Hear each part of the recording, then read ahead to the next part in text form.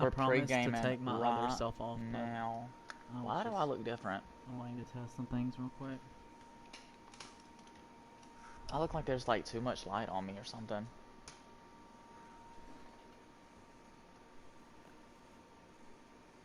We're pre-gaming right now. Oh my gosh, when I turn on the green screen, half my head's gonna be gone. Don't you want to not miss that? Bye. Okay, perfect. So it's doing what I want it to. Pre-gaming right now. So we'll pause this. Hello. So, welcome to an episode of ReACTUAL. I'm kind of excited about this because with my ReACTUALs, they're literally going to be based off of anything. So, I'm going to be doing like research and shit like that.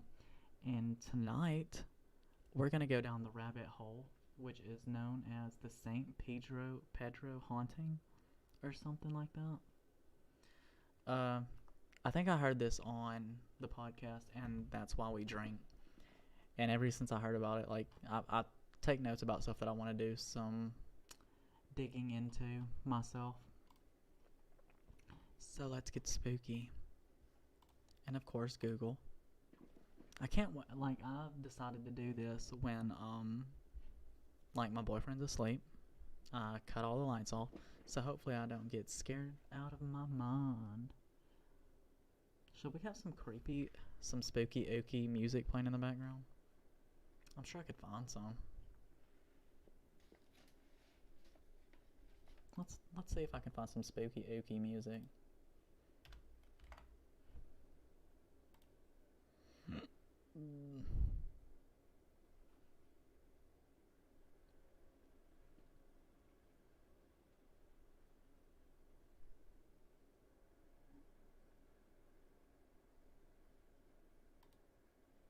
Or if they have any, if EffinJACS has any Halloween type things. That's all I want is Halloween. Let me see. I mean, maybe I could open a new tab and maybe do, I don't trust YouTube.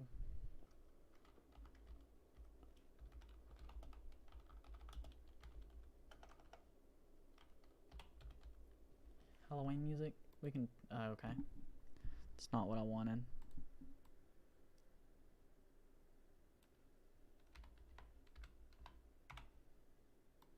Or like maybe royalty-free ambience music. You know what? We'll go to YouTube, fuck it.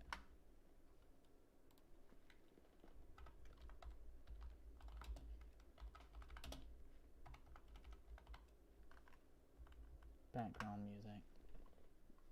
Maybe that'll be fun. Damn it, now listen. This better be. Looking for royalty-free music? Yes. Discover Epidemic Sound. Absolutely. Get the safest music subscription for content. Alright, there we go. Let's get creepy. I'll put it about right there. That sounds about good. That sounds about good right there. So anyways, the Saint fucking shit. And that's what it's called too.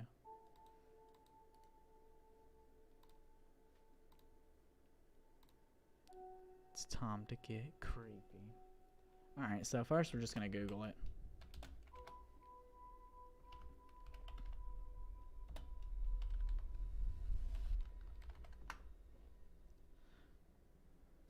Is this it? Okay, a true account of the St. Pedro. Oh, there's a video on that one. But is this one the one that I was hearing about? I hate how they have the tabs on the side right there. A present ghost. Is this it? There was a video apparently. Alright.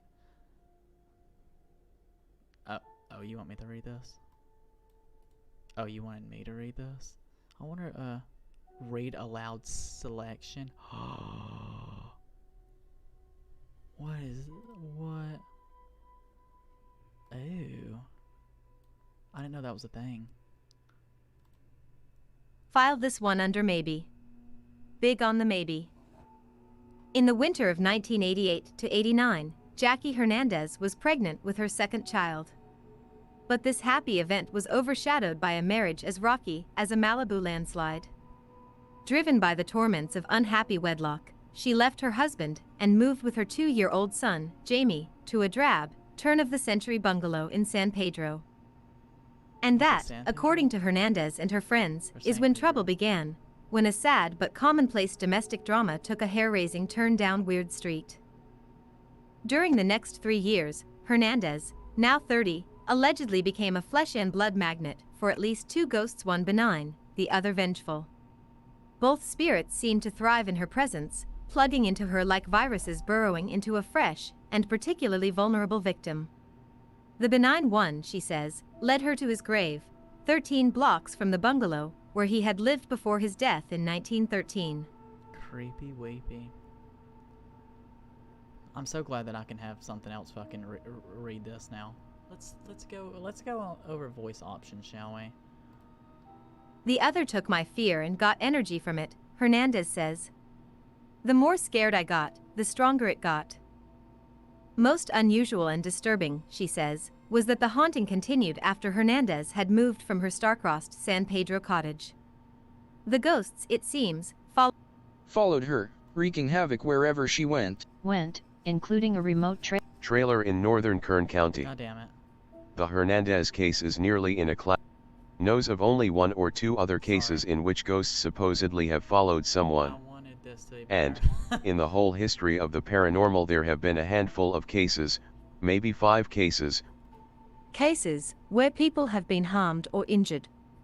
This is the first case I've ever been on where the phenomenon went after the researchers. Asterisk. The ordeal, Hernandez says, was a grade A waking nightmare replete with strange lights, colored mists, apparitions, and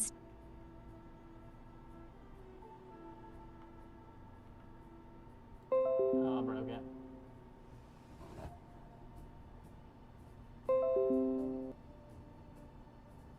Give me a second. Fuck it, we'll stay with her. We're great. The page crashed. No, damn it, listen to me. I'm gonna take this off right now. We'll wait for it. While we're waiting for it, I'm just gonna announce my chats because if someone says something, because I don't feel like going and looking for the did this really just fucking crash? Son of a bitch. Extremely fucking rude. I was into that. All because I wanted to there we go. Refresh. I don't think this was the correct one anyways. Yeah, I don't think this was the right one.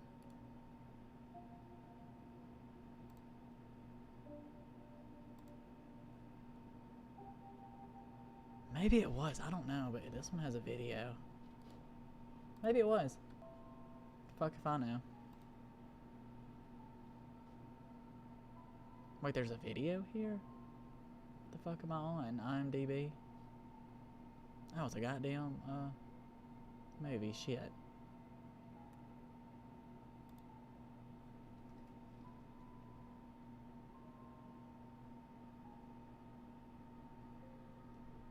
Goodreads, okay.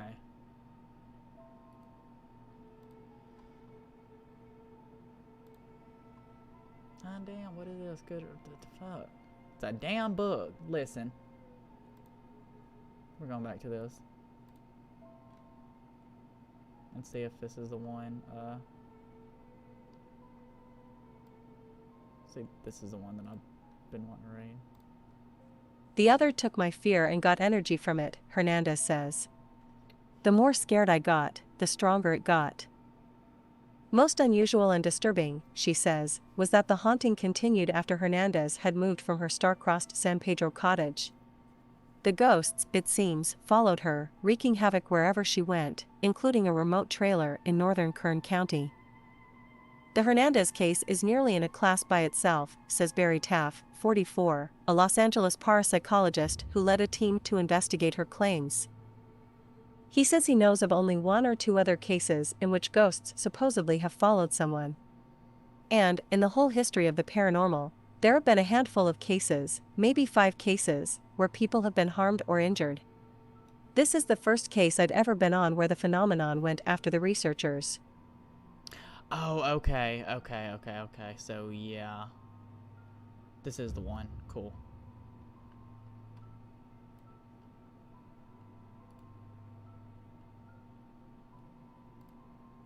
The ordeal, Hernandez says, was a grade A waking nightmare replete with strange lights, colored mists, apparitions, and stinking blood-like liquid oozing from the walls. Even the most mundane household chores became forays into the unknown. The ooze, for instance, began seeping from the kitchen walls while Jackie and her friend and babysitter, Kristina Zhivkovich, washed dishes. That's mold. A daybed inexplicably collapsed many times, often while someone was in it. The haunting, if that's what it was, began slowly, Hernandez says. The cat chased eerie shadows around the house, voices muttered in the attic. Then one day she saw pencils fly out of a pencil holder. She thought she was hallucinating, perhaps because of her pregnancy.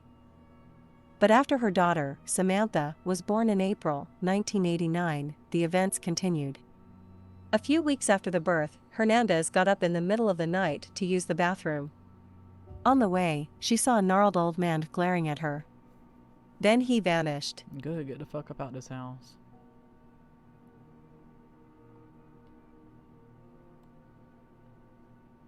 I'm gonna be right back. I just want to go get a drink. BRB. I promise.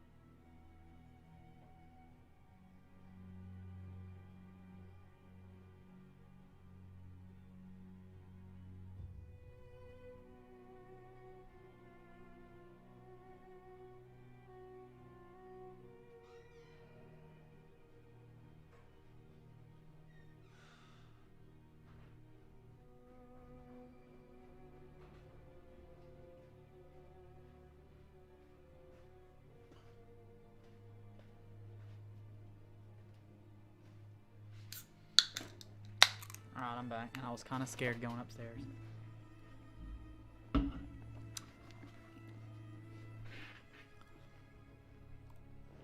In short order, the unexplained events took over Hernandez's life. In the beginning, it's all we talked about, says Zhivkovich. Everyone thought we were crazy. Real nightmares figure in the tale, too. Hernandez vividly recalls dreaming about a younger man being clubbed with a lead pipe and drowned by his assailant in San Pedro Harbor as it looked in the 1930s. Loud. In this dream, she became the dead man, experiencing his horror of being held underwater, his consciousness ebbing as he fought for his life. Okay, so much of this may seem familiar enough, especially to late-night TV addicts. Yet other aspects of the haunting transcend the bad teleplay genre, Hernandez and company insist. First, they say, the ghosts followed Hernandez around the state and attacked her friends and acquaintances, including an attempted hanging. What a dick. Also, others claim to have witnessed parts of the haunting, including a team of investigators trying to document the phenomena. Moreover, Hernandez and friends say they established, via an Ouija board, a possible link with a 60-year-old suspicious death, perhaps the killing Jackie dreamed about. Perhaps. I want to say, apparently there was a video of one of the investigators getting attacked, so I'm hoping that I can find that somewhere. I love this whole read aloud thing. Taff entered the case in 1989 after being contacted by a friend of Hernandez's, who had seen him on TV. During the last 25 years, Taff says, he has checked out 3,000 paranormal cases. Most, he concedes, are duds. The majority of cases aren't worth pursuing. There's a lot of fabrication, a lot of invention, a lot of embellishment, and a lot of outright fraud. The Hernandez case intrigued him from the start. On the night of August 8, 1989, Taff and 3 investigators went to San Pedro to interview Hernandez. The investigators were loaded for Ethereal Bear, bringing sophisticated video cameras, image intensifiers, infrared detectors, and other equipment that might capture images of the unknown. During the interviews, we kept hearing what sounded like a 200-pound rat running around the attic, Taff recalls. Everyone also experienced a sensation of overpressure, he says, a feeling similar to being underwater and often found at the scenes of hauntings. Later that evening, a teen photographer went into the attic. He says his 35mm camera was wrenched from his hands. The lens was later found lying several feet from the camera body. Sorry. Was wrenched from his hands. The Okay. lens was later found lying several In case y'all feet didn't hear from the that. camera body.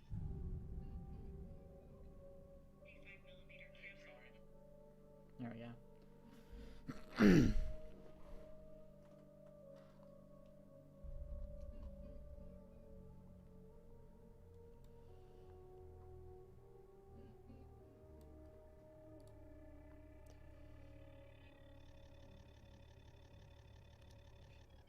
What does that even mean? We'll do that. Oh, okay, never mind.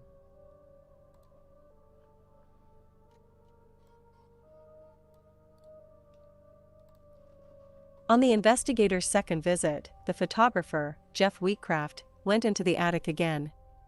There, he says he was attacked by an entity that wrapped a clothesline around his neck and attempted to hang him from a protruding nail. As a sort of proof, the team has a videotape that shows a snapshot of Wheatcraft hanging from the ceiling.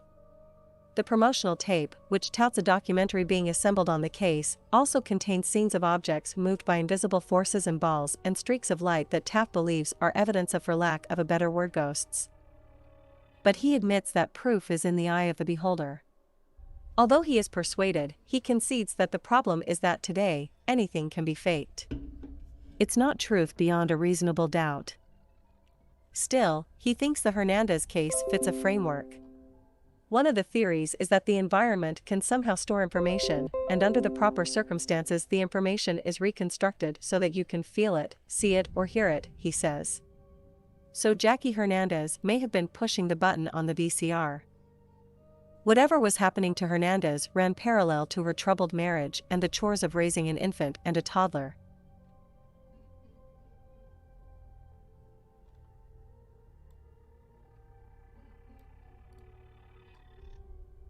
In the fall of 1989, she and her husband attempted to patch things up.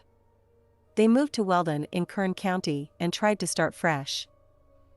There, Hernandez's fears began to fade. Within a couple of weeks or so I felt really comfortable being there. I thought I had left the ghost back in the house. I thought everything was going to be okay. That ghost said thank again. Okay. But, she says, the marriage floundered within months. Her husband left, and she found herself living in a remote area with few neighbors, running up exorbitant phone bills, talking to friends in Los Angeles. Then, Hernandez claims, the phenomena returned. When she and 2 neighbors moved a TV Some of this scary music, yeah, it's perfect, and it's cracking me up. into a storage shed, the 3 saw an image of an old man on the screen, the same man that Hernandez had seen in the San Pedro house. That night, she says that she was kept awake by someone pounding on the inside of the shed, wanting to get out. She called the Ghostbusters again, and they arrived late one night and entered what Hernandez describes as The Ghostbusters? Who's she gonna call? as a maelstrom. For starters, the researchers could not get their video cameras to work. Something kept switching off the equipment. Damn boogeyman. He said, no, not without my consent.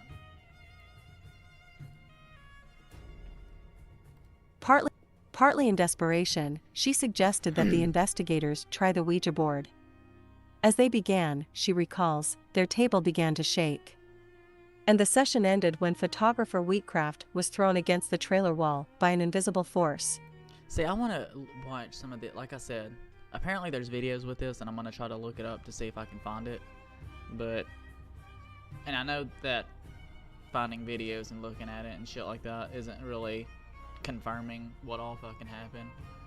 But, you know, that's why I'm doing all this, because I want to make fun as well as give my input on, based off of what I feel like happened. Because me, myself, I do kind of believe in, like, supernatural, but also I feel like it's became more of an entertainment type thing.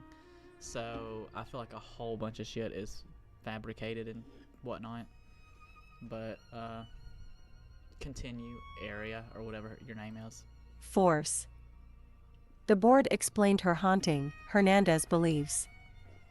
Those answers are contained in part of the scrawled transcript she says she made of the session. Question: how long have you been trapped in the spirit world? Answer: 60 years.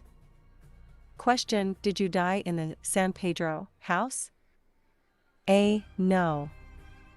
Question: where did you die? A. San Pedro Bay. Question: did you drown? A. No, I was held underwater. Question: did you live in the San Pedro house?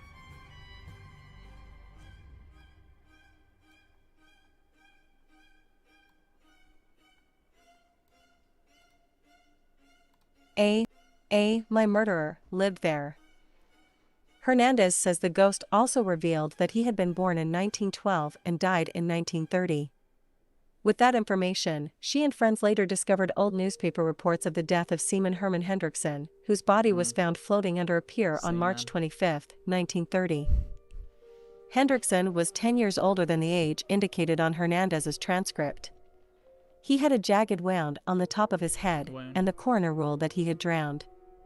Authorities determined that the seaman had not been murdered but had sustained the wound when he fell off a dock. I'll grow up one day. These discrepancies do not dissuade Hernandez that Hendrickson is the ghost that latched onto her. The second ghost's identity is even more problematic. Largely from talking to old-time San Pedro residents, Hernandez and her friends say they learned that the bungalow was built by a man named John Damon. They assume he is the old man who appeared to Hernandez on her trip to the bathroom. Hernandez stayed in the Weldon trailer until the summer of 1990, when she moved back to Los Angeles.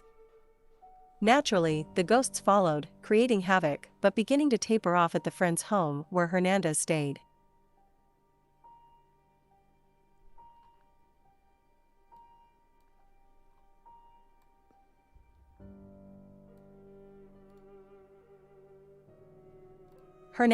Hernandez says John Damon made a graceful exit.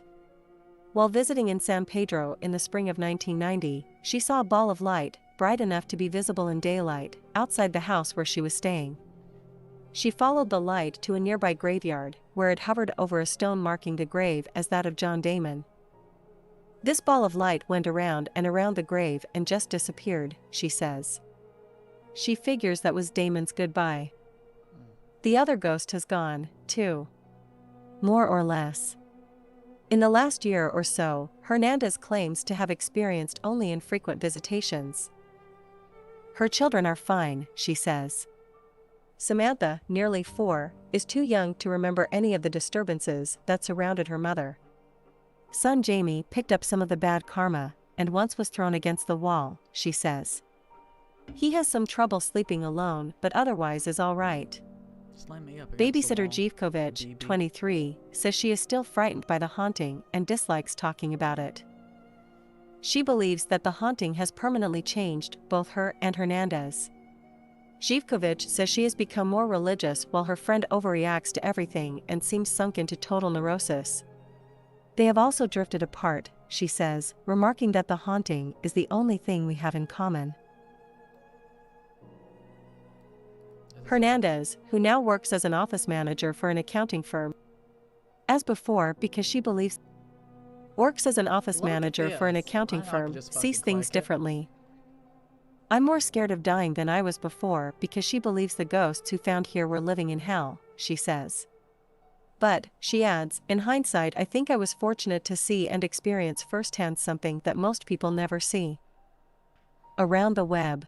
Oops, nope, you can stop. Ads by Okay, so I guess there's the summary of it. I kind of want to watch Haunting.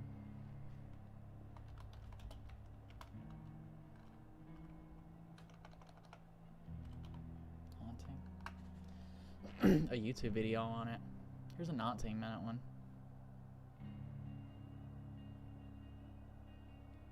For bedtime stories.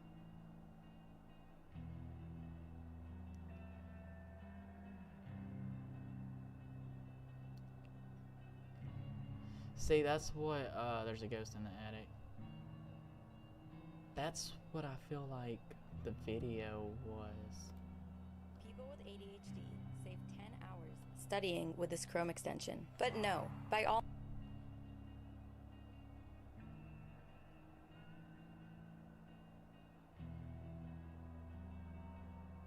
Shortly after moving into a new home in the summer of 1988, single mother of two, Jackie Hernandez, began to experience a horrific and relentless haunting from a seemingly restless entity.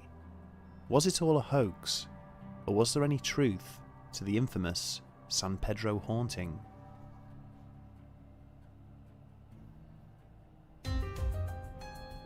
Aliens? Oh, this is just your intro. Sorry, buddy. I had to skip your intro. Ghost stories have been told all over the world since time immemorial. From haunted buildings, roads and forests, to cars and chilling. Indeed, it jewels. Alright, come on. This at least seemed to be the case for 23-year-old Jackie Hernandez when she moved into the rented bungalow at 593 West 11th Street, San Pedro, California, in November 1988.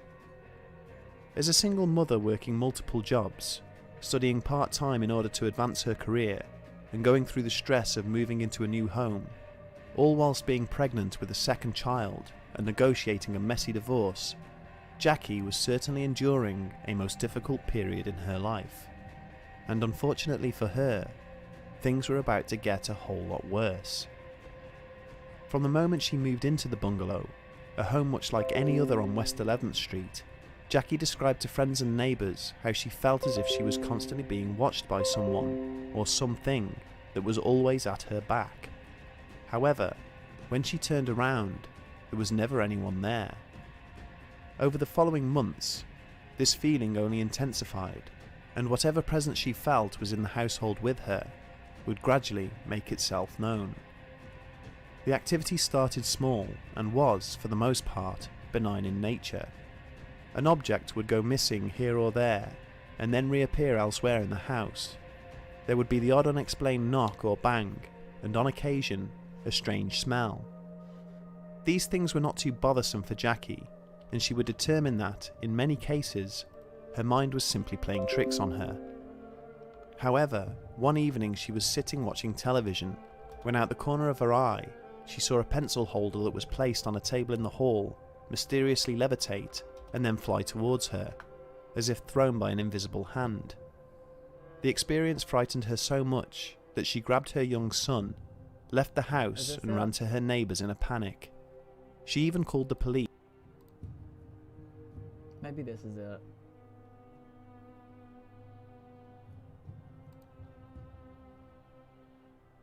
This is definitely it. Absolutely it. KDA, should we show them how we do it every day?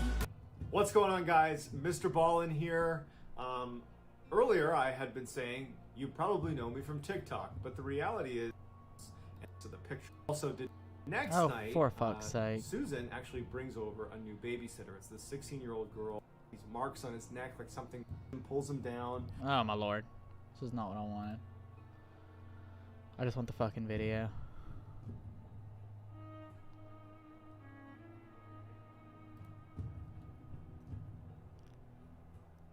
Okay, so whoa, what the fuck? Is this it?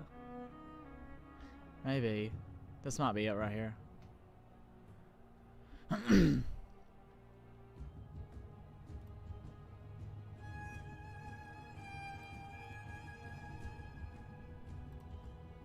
Sometimes hauntings are localized to a place, a house with a dark past, or a business with a history of death. But sometimes, in the worst cases, you can find yourself haunted, no matter where you run to, by things that go bump in the night. That's exactly what happened to Jackie Hernandez between 1989 and 1990. In one of the most documented and possibly dangerous cases in the history of paranormal investigation in America, a young mother became the victim of a predatory spirit while trying to get a new start in San Pedro neighborhood of Los Angeles. Jackie Hernandez was a newly single mother who left her husband, along with their 2 children, to get a fresh start in San Pedro, California. Jackie was already under severe emotional distress as she struggled with multiple jobs to feed her 2 young children and often left them in the care of her neighbor Susan Castaneda. It was during this time in their stay in the home that Jackie began to experience strange things. One night, when Jackie went to check on her children, she was met instead by a sight straight out of a horror movie, a haggard old man sitting in the corner of the room staring back at her. She described his eyes as glowing and his face emotionless. In a state of panic, she ran to her neighbor's house where Susan calmed her down and listened to her bizarre tale. So does she like get her kids or anything? Or does she just run out because same? I would have done the same thing. Because I mean, he wasn't hurting the kids. But he might hurt me. He might be mad about me popping up. But, I mean, those kids can defend themselves. Just kidding. I guess I would help my kids. But still, that man better leave me alone. Tale. Susan was, however, not thrown off by the seemingly fantastical nature of Jackie's story. She believed the figure to be a spirit and advised her friend to get in touch with paranormal investigator Dr. Barry Taff and his team. The investigation begins. Stop, please, because I wasn't ready. Excerpts from Watch later. Share. Stop. 003. That's enough of that.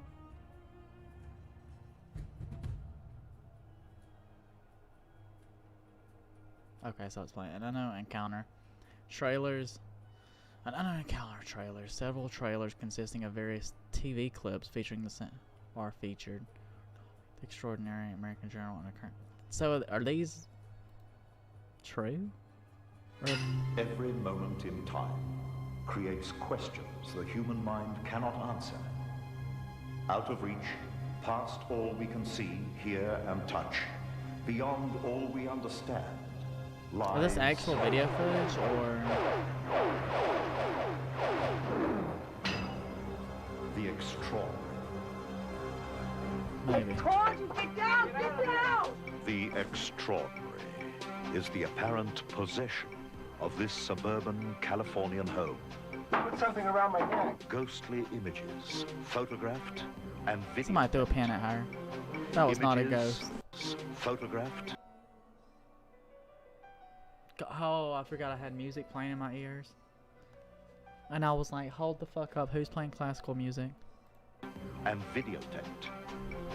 Images of the San Pedro ghost that have excited the scientific community. I guess what's particularly unique about this case is that the phenomena had a distinct. So I guess the photo was the only thing that existed. I thought there was a video though. Seemed bent on hurting people. No, there's some shit. What the fuck? Jackie Hernandez claims a ghost haunted her for 3 years. What is human blood plasma doing flowing out of someone's cupboard? And says she got a picture to prove her poltergeist tried to strangle a man in her. Okay. So it was a picture. I thought it was a video. Okay, I'm least convinced now. Because, like...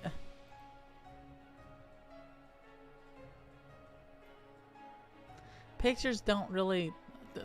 that could have been easily just done. Especially a picture. I thought that there was a video with it, but I guess not. So if they done this investigation and shit, and they got on a TV show, why was that not captured on video? Tried to strangle a man in her attic. I was terrified. It was a nightmare. The ghost in the attic. The ghost in the attic. This is hard copy for Monday, March 15th. 1993, a whole year before I was born. It's called X-Files, the hit TV show exposing the bizarre and mysterious world of the paranormal. Now, Side note, I used to be terrified of the X-Files. Like, I would be terrified of just the theme song in general. The theme song would come on and I would run and I would hide. Journal goes in search of the real-life Well, X-Files. damn, the fuck? Hold on. Why are their legs so fucking long? Look at that shit. They aliens themselves. Got some long-ass motherfucking legs. Hers is broken right there. She got a broken-ass leg. What are those, some Jankos or whatever the fuck they're called? Jinkos? What was those pants called? They janky, for real. The real-life X-Files and uncovers heart-stopping tales of Look at him. He's so distraught. See, here's a fucking video. Here's a video. Why the fuck wasn't the video taken of him getting strangled? Explain Lying ass The motherfuckers. TV would turn on without being plugged in.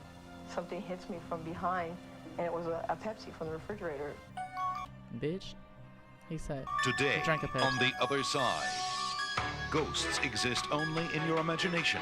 He was there, but I could not touch him. That's what scared me to death. You know they cannot control you. The car was just like out of control. I couldn't get it to stop, and I hit a wall. You know they cannot I love the harm you. dramatization. All of a sudden, I feel this thing around my neck, and it's. Did he keep it around his neck? Okay. I'm calling bullshit. Why would you keep it around your neck? Got me hanging, and it's pulling on my leg. Unfriendly Wait, or was that part of his... And it's pulling on my leg, thing around my neck. No, yeah, and it's got me hanging, and it's pulling on my leg. Unfriendly ghosts today. That face. I wonder whose face they used for that. He said, bye, bitch. Walls that run with blood. Midnight cry. Bitch, that's a leak. How was that blood? What? If they're calling that blood, I'm calling that stupid. Midnight cries of terror. Hurry, hurry, please. I don't know how long I can stay here. It's all part of the Calamityville horror. The Calamityville horror.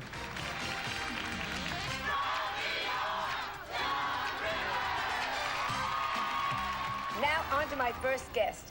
She said that she absolutely did not believe in ghosts, but all that changed 4 years ago after she started living with a ghost. Will you please welcome Jackie Hernandez? So nice to have you on. These experts believe in ghosts. When things start flying around you, this is real psychokinetic activity. That's a glare. But others say they're fake. Rocking chair that moves when no one's near it is a function of stepping on a plank. Our jury gets in the spirit. I don't believe these people at all. If I came out and said, oh yeah, I saw something in my room last night, you people probably call me a coon. Do ghosts really exist?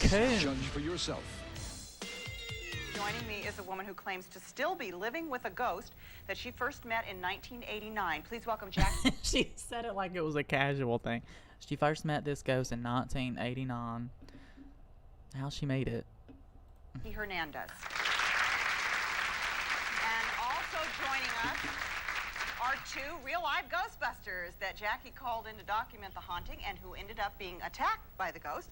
Please welcome Barry Conrad and Jeff Wheatcraft. Jeff Wheatcraft. So that was the person. So there was only a photo. Why the fuck wasn't a video taken of it? Because it didn't happen. I do not think it happened. Was that him?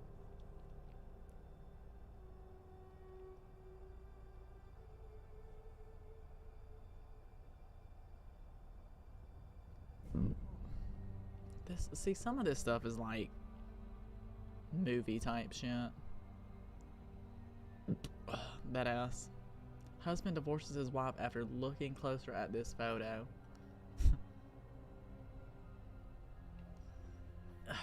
I don't buy it, dog. I wanted to look it up because I wanted to believe it, but if it's just a damn photo, like this photo right here, can you enlarge it?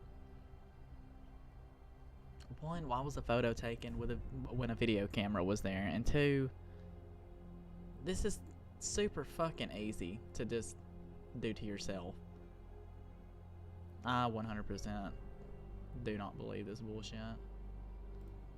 So here's my thing. I do believe, like I said, I do believe in some supernatural shit, but it's just like, some people do it for entertainment. Absolutely for entertainment. And even if that girl truly thought that she lived with a ghost or whatever, and I mean, even if there was one there, this guy could have set this up himself. Like, who the fuck is this? No one knows who the fuck this is. So, could have done it for attention and shit. It's just, this story wasn't as entertaining as I thought it was going to be. I've got more stuff, so don't you worry.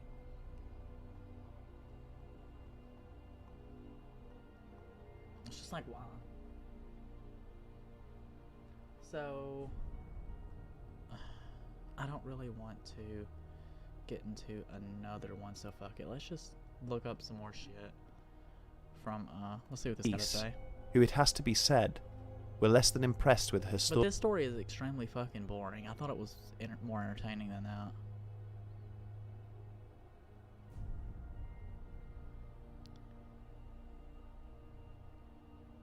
Maybe I'll listen to this and get more intrigued.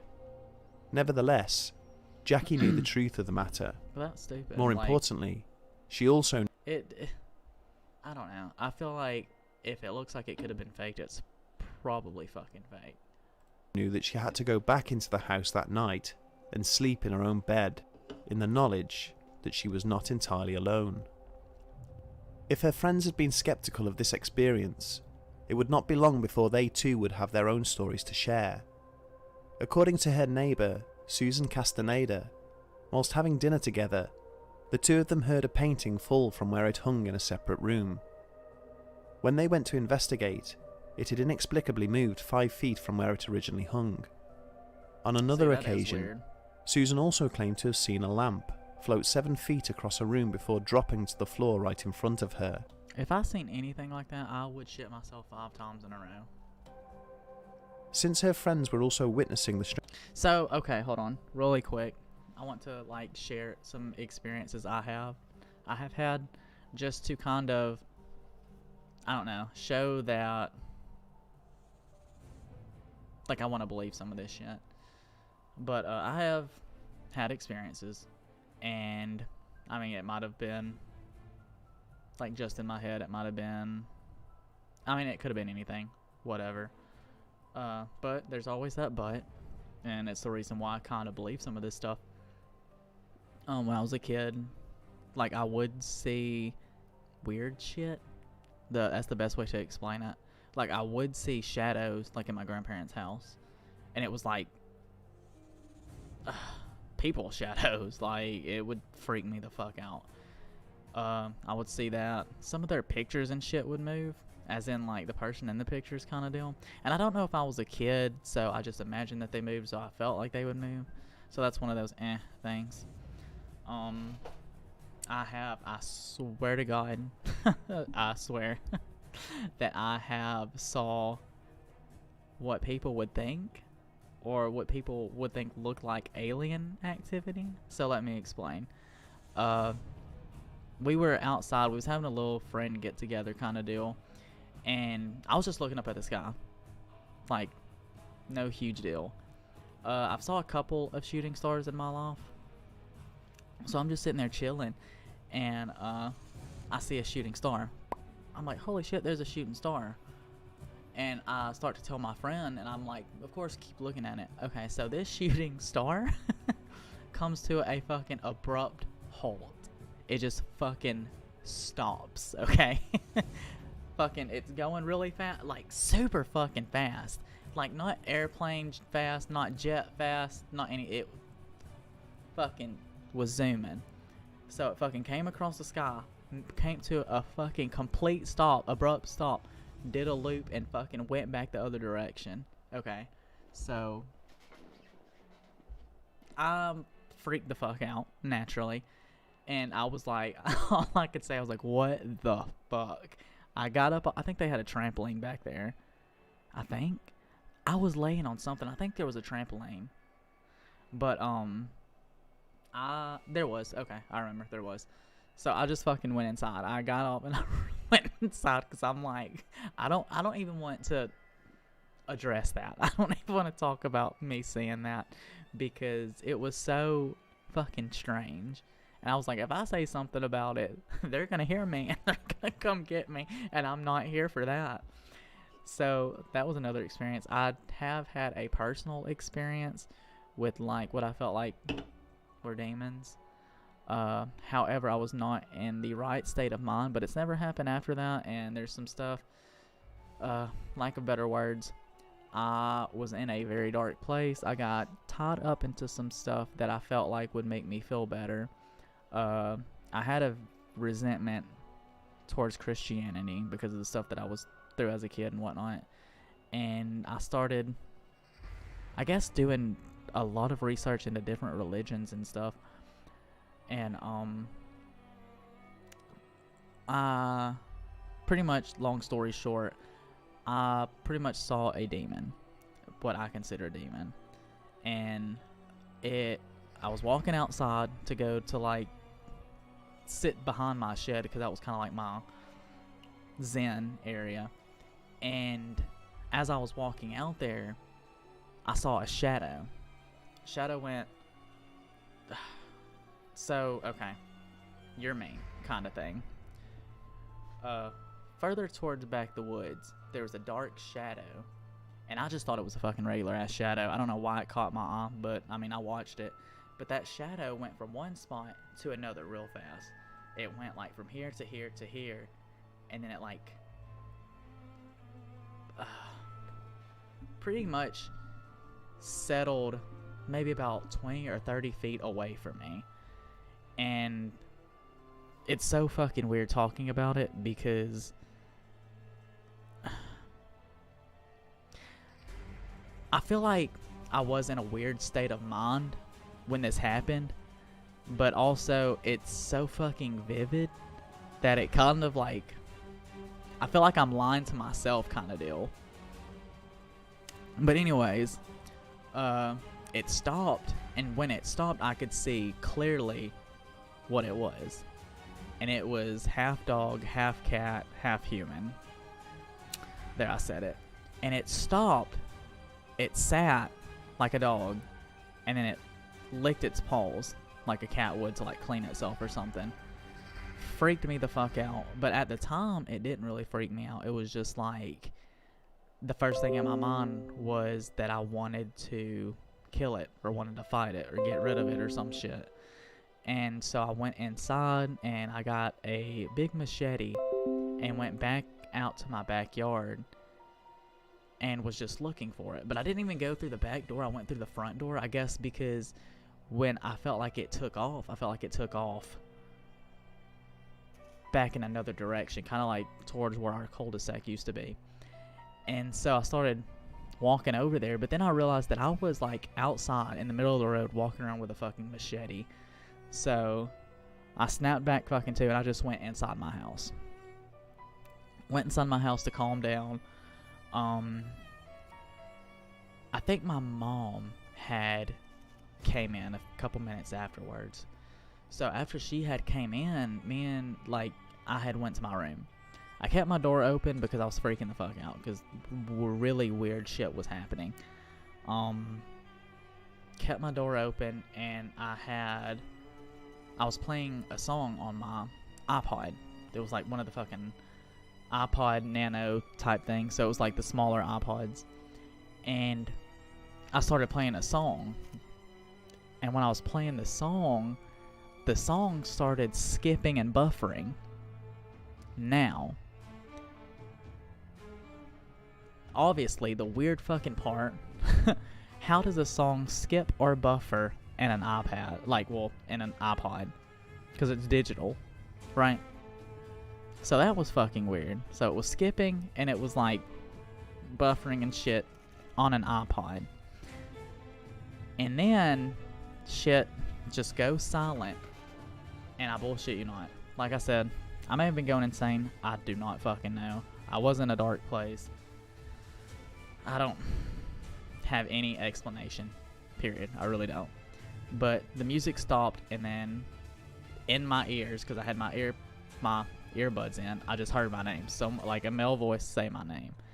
Took out my ear. Well, I didn't really. Yeah, I took out my damn headphones, and then I just threw my iPod because it scared the shit out of me.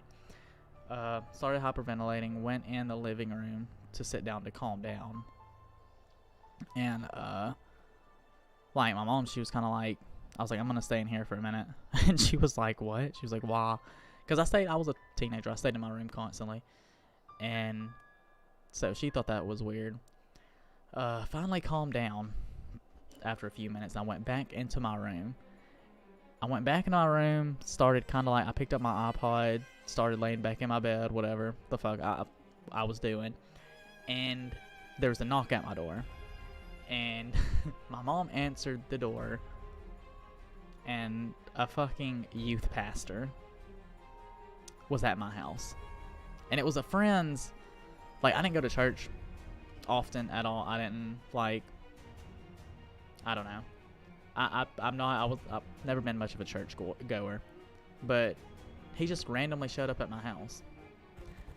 I have no idea why. I do not understand how he came to my house, and I never filled out anything at the church or anything with my address in it. And it was just super strange that all that happened in one night. So I actually started wearing a cross because I'm not too religious, but I am, like, I do believe in, like, the symbolism, if that makes any sense. So I started wearing a cross, and it did kind of, like, make me feel more comfortable. And I just felt like I was being watched for a very long time. It was super strange. But this is why I kind of, like, believe in some of the supernatural shit. But there's also shit that I feel like is fabricated and made more than what it actually is. And so I want to believe that isn't that an X-Files movie? But I don't know. It's been so long since I've had those experiences that, you know how when you look back on some of your childhood memories and you're like, did that actually happen, or is it just something I made up? That's the state that I'm in now, because this happened 12 years ago, if not more. So it's really hard to kind of, like, tell, I guess. But, I mean, it's still fucking in my mind. Strange activity. So let's get back to the San Pedro haunting. Jackie was relieved to know that whatever she was experiencing was indeed real, and that she was not losing her mind. This led to a brief period of reassurance, but unfortunately, following the birth of her second child, Samantha, this activity did not slow down. In fact, it only escalated and grew more and more distressing by the day. Students with ADHD save 10 hours studying with this Chrome extension. How do they know who I am? But no, by all means, go ahead, skip the ad. Okay. One evening, whilst doing chores around the house, Jackie discovered a blood-like ooze seeping from the cracks in the ceiling and running down the kitchen walls. In order to find the source of the leak, she climbed on top of her washing machine to reach the attic opening, and as she hesitantly poked her head through the hatch into the darkness, she turned to face a most horrifying sight. Floating in the corner and staring straight at her was the severed head of a menacing old man, which then rapidly flew in her direction.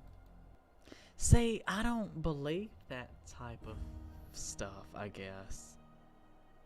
I don't know if it was just the imagery that was just shown or what, but it's just like, I don't know. I feel like that, in my mind, I feel like if that happens,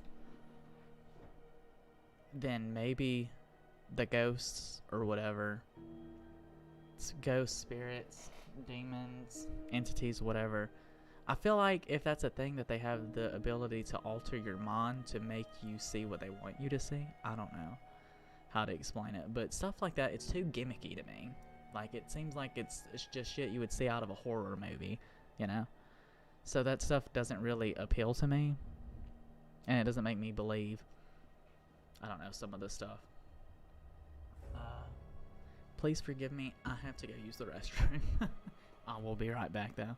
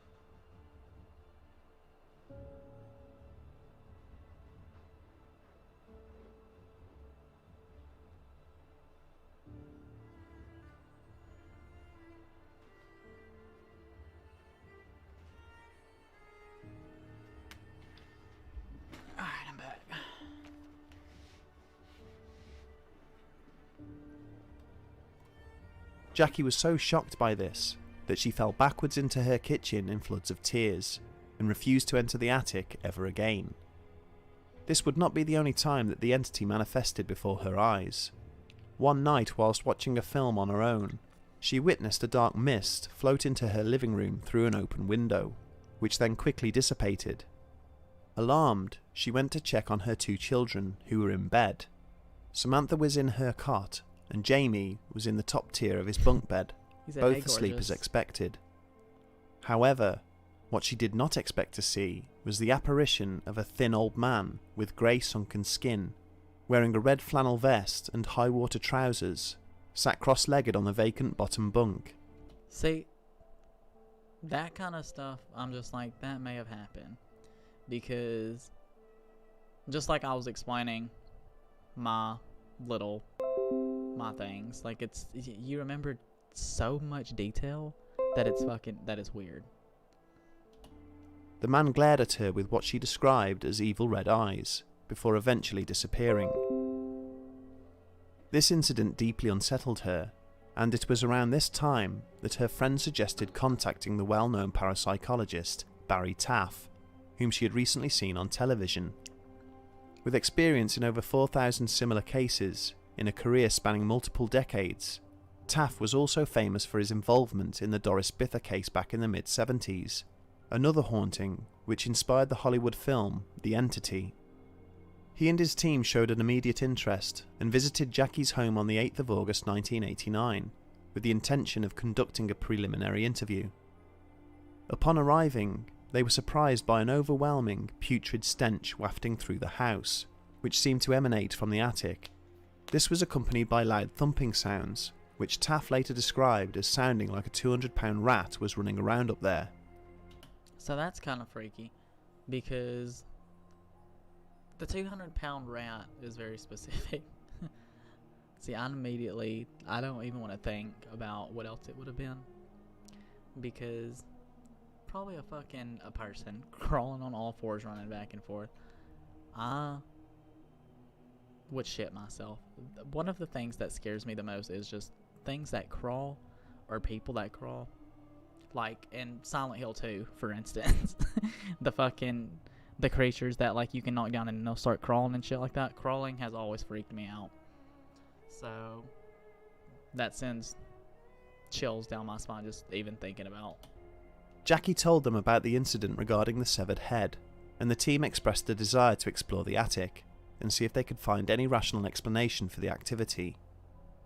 Gary Byrne, the team's photographer, and Jeff Wheatcraft, his assistant, entered through the small hatch and immediately reported a feeling of being watched. In total darkness, Wheatcraft took out his camera and tried to capture some images using his flash.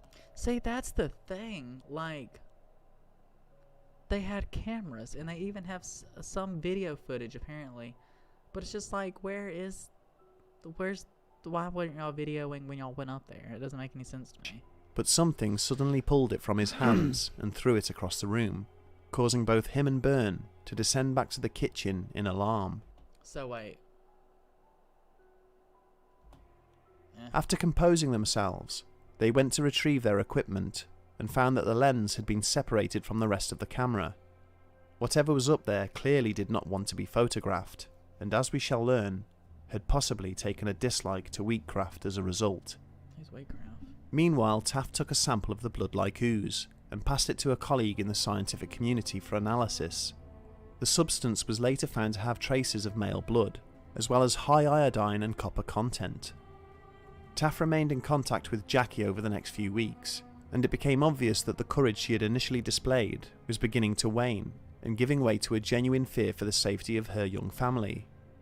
During this time, he learned a great deal regarding Jackie's background, and went on to explain how she matched the archetypal profile of a victim of a poltergeist haunting.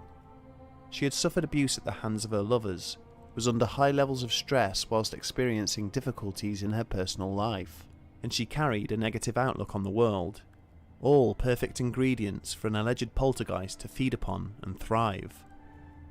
On the 28th of August, almost 3 weeks after their initial contact, Jackie called Taff in a state of hysteria. She described how objects were being thrown aggressively around her house. Upon trying to retrieve some of these items, she had been attacked, clutched by invisible hands that pinned her down until she struggled to breathe. The team arrived within hours, and once again, Byrne and Wheatcraft entered the attic. Never. I would never re-enter an attic. I don't know. This a lot of this seems Immediately, they gimmicky. reported orbs of light appearing without any notable source. See, okay. When it comes to orbs, I honestly 100% do not really believe in orbs. Because I feel like it was an excuse for a person who was recording or a person who was taking pictures. It was the reflection of a dust particle, and it evolved into being orbs. I don't know. I don't really believe in orbs. I feel like orbs could literally be absolutely anything. This was accompanied by the distinct sound of the snapping of fingers, which could also be heard by those gathered below. Jackie, in a terrified state, asked them to return to the kitchen, and as Wheatcraft made his way towards the exit, the others heard him suddenly shriek and begin to panic. So here's another thing that I kind of believe.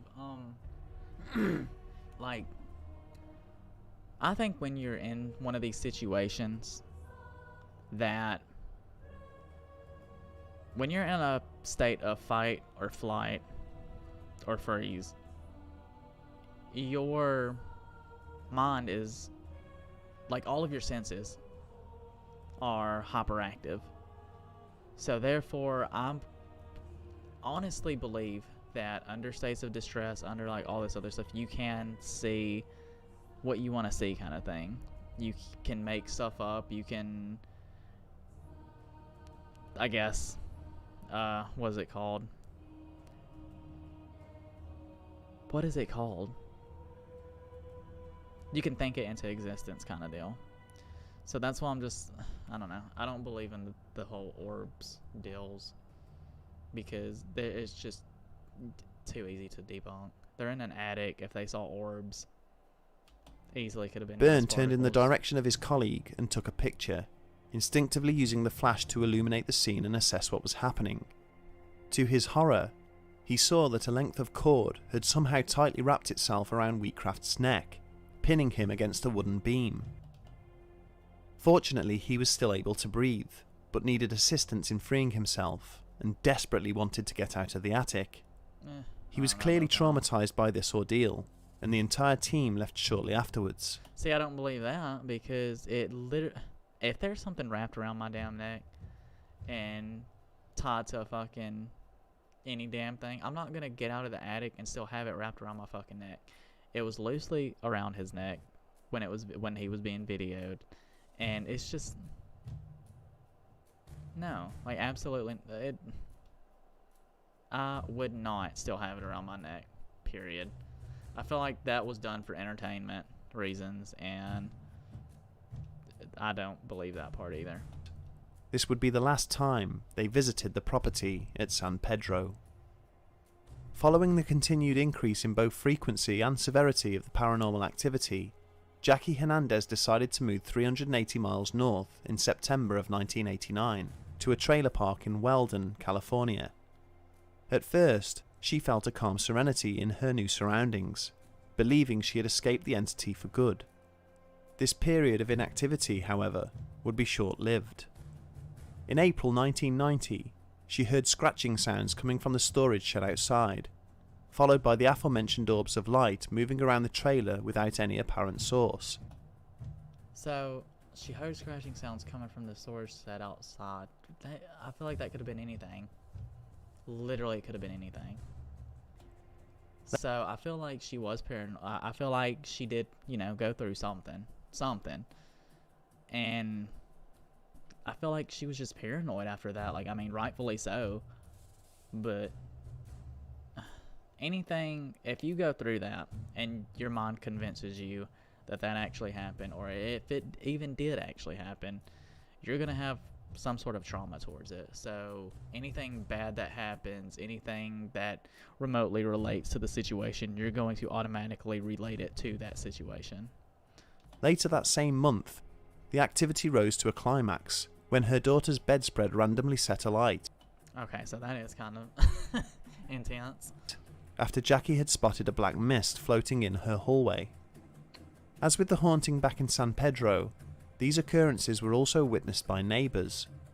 One evening, Jim and Janice Sobert were helping Jackie move a television into the trailer and described how they both saw the reflection of an old man's face with evil-looking eyes appear in the corner of the screen. See, I believe that as well.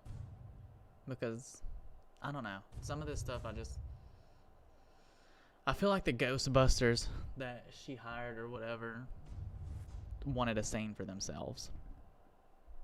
I don't know. It was clear that the entity had returned, and once again, Taff came to Jackie's aid. In a state of desperation, she suggested using a Ouija board, hoping to contact the spirit, or spirits, and understand what it or they wanted, which would hopefully exorcise them once and for all. I don't believe Taff and Wheatcraft, along with Jackie's friend Tina Lawler, agreed to be present for the séance. They attempted to record their activities, but unfortunately, and some say conveniently, the cameras would not work consistently to capture any of the reported activity. See, that's the thing. Why not? It just doesn't make sense to me. Almost as soon as they began, the table upon which the Ouija board was placed began to violently shake, as the planchette moved from one letter to the next with alarming speed. The exchange went as follows. Taff asked, "How many ghosts are there in here?" "Phantoms fill the skies around you," came the reply. Ah, damn. "Why did you attack Jeff?" they asked, referring to Wheatcraft. The entity replied, "Because you are the likeness of my killer." They asked why it chose to haunt and torment Jackie, and it simply said, "Energy." "What kind of energy?" "Dead," came the response. They were able to ascertain that the entity was a man who had been murdered, hence existing in a state of limbo. The foursome learned that the supposed killer which Wheatcraft resembled was a man by the name of Charles Pearson. This was supported by later research, which confirmed that Pearson was a sailor who'd had a bad reputation. He was a suspect in the killing of 2 people, but had somehow avoided arrest and prosecution. Either one of his 2 victims, Herman Hendrickson or John Damon, might have been the entity tormenting Jackie, feeding off her negative energy and wanting his injustice to be known. God damn it. Someone you can rely, who's always on your side. That's why there's Nationwide. That's why there's Nationwide. That's why there's Nationwide. Nationwide is on your side.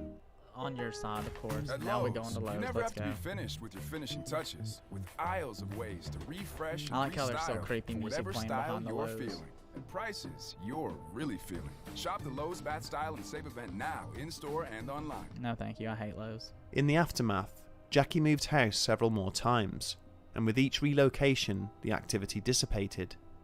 She now lives in Los Angeles, and has put the terrifying ordeal behind her, claiming that it's now completely stopped. Despite this, even to this day, the house at 593 West 11th Street, San Pedro, has seen many residents move in, only to leave again after a short tenancy.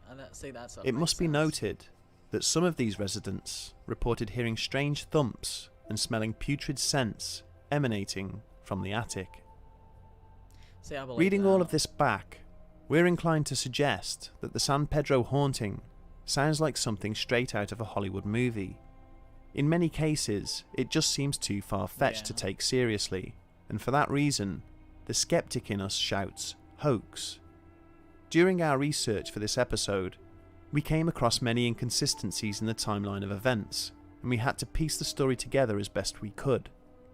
It might not be that the haunting itself was a hoax, but because of its fame, it has been retold, sensationalized and embellished upon so many times in the intervening years that it's hard to know what is true and what isn't.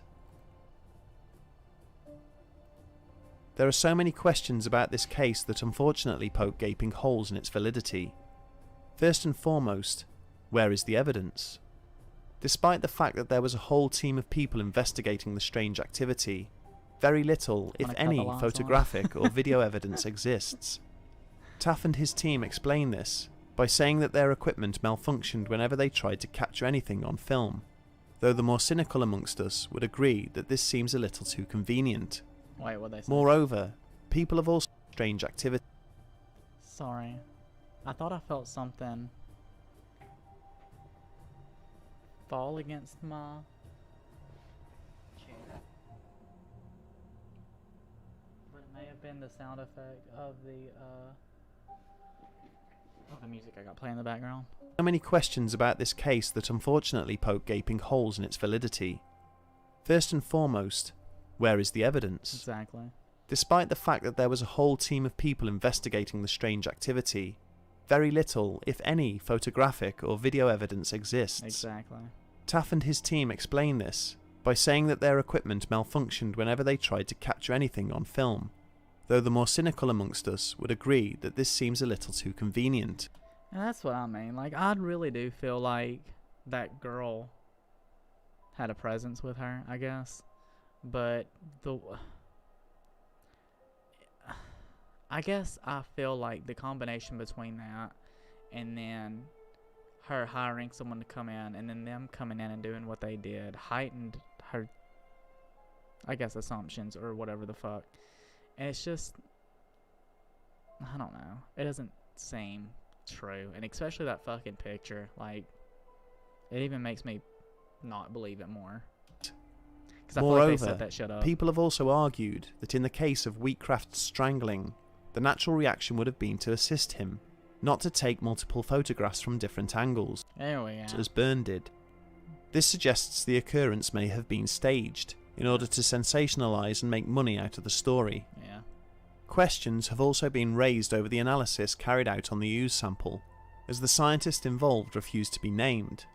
It could be that whoever carried out the tests did not want to associate their organisation with a paranormal investigation. Yeah. Or it could be that this scientist simply never existed. Yeah. Many skeptics also wonder why Jackie didn't move out sooner. She was being attacked in her own home where her children also resided, which would surely prompt most people to leave immediately. However, we must also remember that Hernandez was a single mother, It's not easy to just move out of a already house. struggling to make ends meet, and it may not have been within her means to move away at that time. All that aside, Boy, let me tell you, my anxiety will be up if some shit like this happened to me. there are key elements to this case which cannot be ignored, and go a long way to supporting its authenticity. Primarily, the sheer number of independent witnesses who claim to have seen activity with their own eyes. Neighbours and friends from different locations with no apparent reason to lie, as well as Barry Taft's team, all claim to have experienced a variety of paranormal incidents firsthand, which is certainly rare in a case such as this. With that in mind, we're prepared to present this case on middle ground. Poltergeist activity has been observed and recorded for centuries, maybe even millennia. Whilst this phenomenon may be spiritual in nature, many paranormal researchers now consider the possibility that it could be Manifested, that's what I was talking about. Like, your sentences could be so heightened that you could manifest something. That's what I was trying to think of earlier. manifested by the individual, Yeah. or individuals experiencing the episode themselves. Yeah. Exactly, yeah. And that's what, like, I fully believe that. I fully believe that you can work your mind up to the point to where it can hallucinate this shit. I'll go back to my case, per example. See, the fucked up thing with my case is that I was not, at the time that it happened to me, I wasn't even thinking about anything like that. I wasn't thinking about nothing like that. I was just going out behind the shed to chill out, pretty much. But I don't know. There's no telling. I do believe that there's, like, shit that we can't explain, because the brain also interests me, because you only use like a very, very, very small percentage of your brain. So that's always interested me. After all, there seems that also goes along with what I was saying about how, like, I feel like if, like, the supernatural and shit like that, if it does exist, I feel like then they would know more than us, I guess, and would be able to hack inside that part of your brain to where it could possibly only affect you. That's just a theory, though. Seems to be an astounding commonality in all such cases where someone within the affected household is either dealing with overwhelming personal issues or suffering from an illness which involves seizures. It is purported that the poltergeist itself may be a mental, telekinetic-esque projection acting out the subconscious thoughts and desires of the sufferer, and is therefore beyond their control. Could it This is literally saying the shit that I was trying to say, but in a different way. Be that Jackie Hernandez suffered a similar plight? We have already mentioned the difficulties she was facing during this period of her life, and how the activity seemed to follow her and then dissipate as her circumstances improved. Perhaps many of the more simple aspects of the haunting are true, whilst the more unbelievable accounts are either embellishments added later on, or hyperbole designed to sell a story. In the end, if there was any truth to the San Pedro haunting, then we are glad that Jackie Hernandez is now free from this awful ordeal, and is able to lead a normal life. And if there is anything we can learn from this case... See, that's another thing, though. Like, even if it was manifested, like, once you get to a certain point and you're over it, it's like, did you mentally get better, or I don't know. I feel like there's so many aspects to shit like this that it's just interesting. It's that we should all be mindful of the stresses and pressures we experience from day to day, and of allowing personal difficulties to overwhelm us. This is not just for the sake of our mental health, but for the sake of our own households, and of protecting them from the darkness that may lurk within.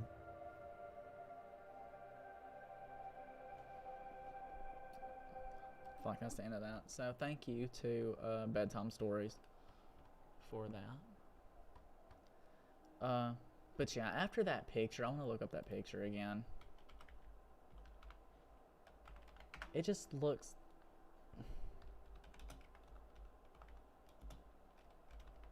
It just looks fake. I'm not even gonna, like, lie.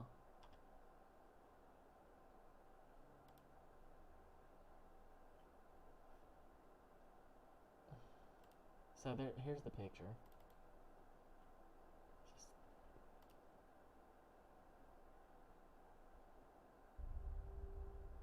Yeah, it's so...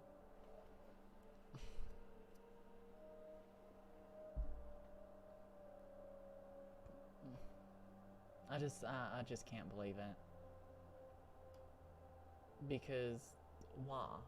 One, he came out and he still had it around his neck.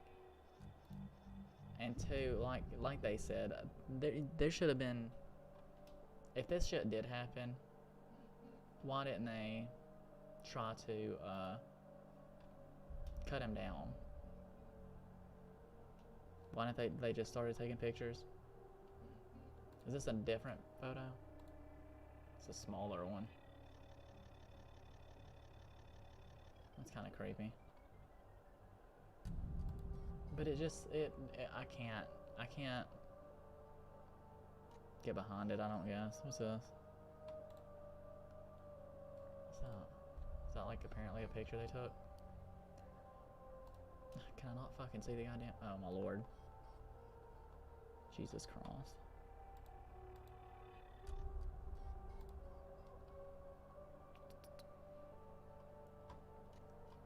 Ghost attack caught on camera. The fuck is this? That guy's annoying. So, okay, he's got an interview.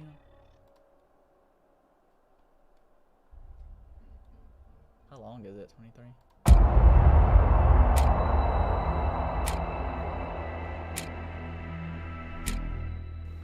I just remember that Jackie was real frantic. What an when she interesting called.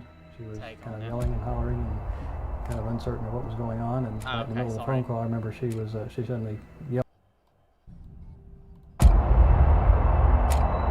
have to piss again. I just remember that Jackie was real frantic, you know, when she called. She was kind of yelling and hollering and kind of uncertain of what was going on, and right in the middle of the phone call, I remember she suddenly yelled out. Ah! I'm not staying here, Barry. I'm out of here. I gotta get out of here. I can't stay here. And we asked what had happened. She said, well, she'd been hit by a can of Coke or something and had... Pepsi. It wasn't Coke, it was Pepsi. I gotta go piss again. I'm so sorry. I'll be back. And don't get freaked out, okay? I've got mannequins in here. So if you see a body figure, unless it fucking moves, then you can be scared.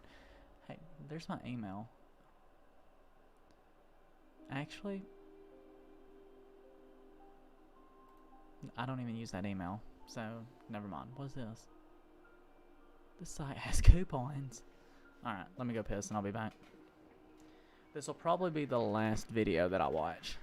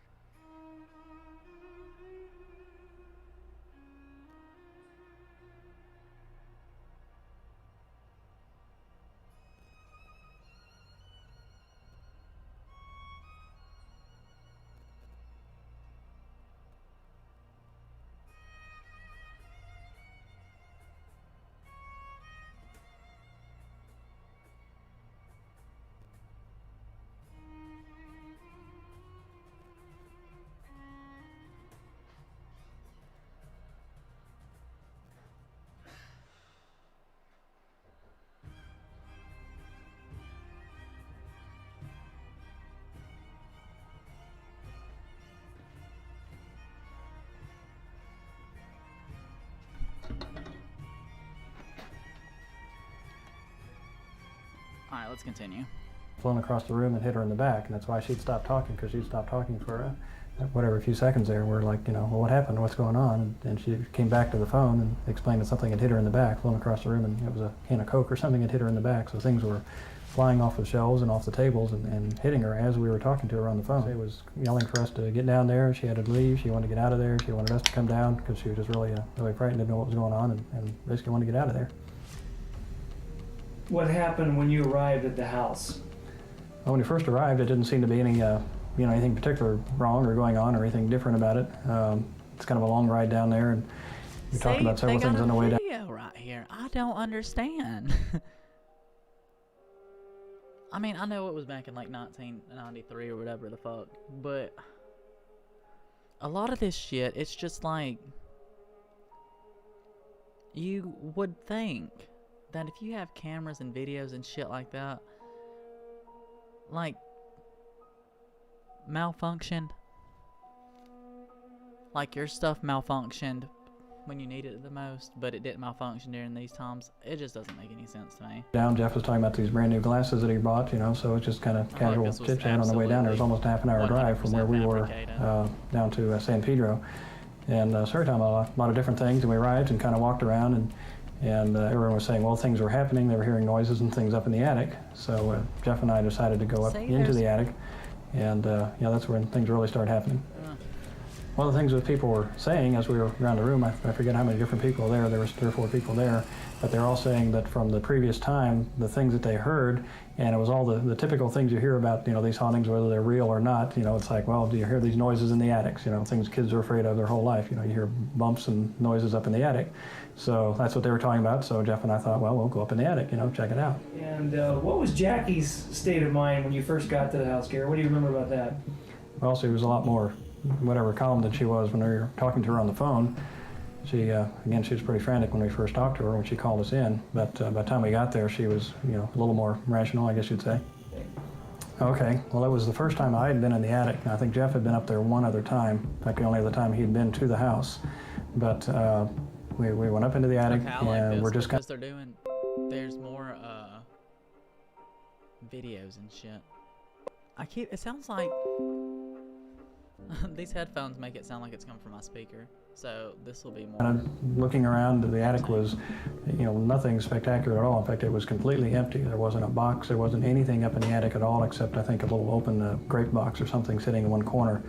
So there's nothing in there that, you know, anything could have been in or hidden behind or anything like that. It was, you know, empty, if nothing else to note. It was very small. It was just a small 4-room house, so the attic wasn't much, so you could only stand right in the very center of it. And it was designed such that there were, I'm not sure the right building term, but there were beams holding from the center of the roof on the outside down to the center of the attic. So as you're looking down the attic, it was kind of a V-shaped, you know, appearance, because there were the center of the roof on the. That's not something he would have done. Are you shitting me? And assumed upstairs, and I assumed that he was why we headed that way. There's definitely, you know, nothing. That something was amiss. Well, the first thing we heard that we walked up there and we could hear all kinds of noises and things from people downstairs. All of a sudden, everybody started yelling and hollering, and you guys get down here, and you know, there's something going on down the camera, just as it happened. So when I turned and walked away from him, you know, I could see, because he had the flashlight on, and I could see, you know, certainly the opening that I was walking towards.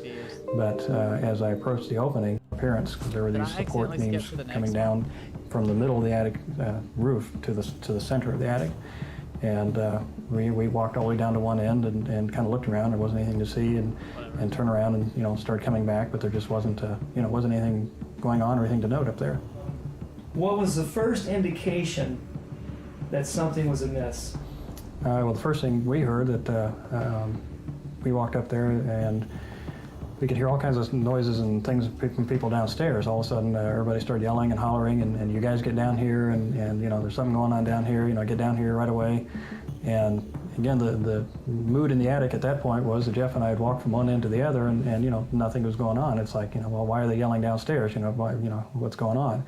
And I just kind of shrugged my shoulders, and I walked away from Jeff towards the opening, which was in one corner of the attic. But there's definitely, you know, nothing upstairs to note. It just all of a sudden they started yelling downstairs. Well, Jackie was down there, and Barry Conrad was down there. In fact, he was the one I think I heard the most, because he had seen a red light or something fly across the room and into one of the curtains. And I think that was, you know, why we headed that way, because he was saying, I just saw something down here, I just saw a light. I described it as a red light, which everything else we'd heard after that point was they were strictly usually white lights or white, you know, balls of light, you know, cloud-like structures. And he had said, was yelling that he had seen a red light fly across the room and into a curtain. And he was right just immediately below the opening at that point. Why did you leave Jeff behind? Again, we just kind of, we looked, I turned and looked at him and kind of, you know, shrugged my shoulders. It's like, well, why are they yelling? There's nothing going on, you know, at least just That's my thing. Like, as far as we could see upstairs. And I assumed that he was walking, you know, right behind me, that we would both walk that way, but it was kind of like, you know, that makes even the story more uncredible, because Jeff could have been gimmicking it up. You know, well, one of us ought to go look, see what's going on down there. So since I was closer to the opening at that point, that's why I turned and you know, walked that way. Okay, well, actually I wanted to give a little bit of background, because when we went up in the attic, this is kind of an important point to me is that the only thing we took with us was a flashlight and a very small camera, just like an Instamatic type small camera. Wow. And because Jeff had the flashlight and I had the camera, just as it happened. So when I turned and walked away from him, I could see because he had the flashlight on, and I could see, certainly the opening that I was walking towards. But as I approached the opening, and you see that in the videotape that Barry Conrad was shooting at that point, you can just see when I just got up to the opening, and that was the point that Jeff yelled out, and when he did, he dropped the flashlight. So if you can just kind of picture what was happening there, we had at least the light of the flashlight and the light coming up from the opening, and as soon as he dropped the flashlight, the attic went dark. So you see me approach the opening, I had the camera in my hand, just kind of loosely holding it. I wasn't planning on taking any pictures or anything at that point. I was just looking down into the opening to see why everyone was yelling downstairs. And at that point, Jeff dropped the flashlight, he yelled out. What's wrong? What happened?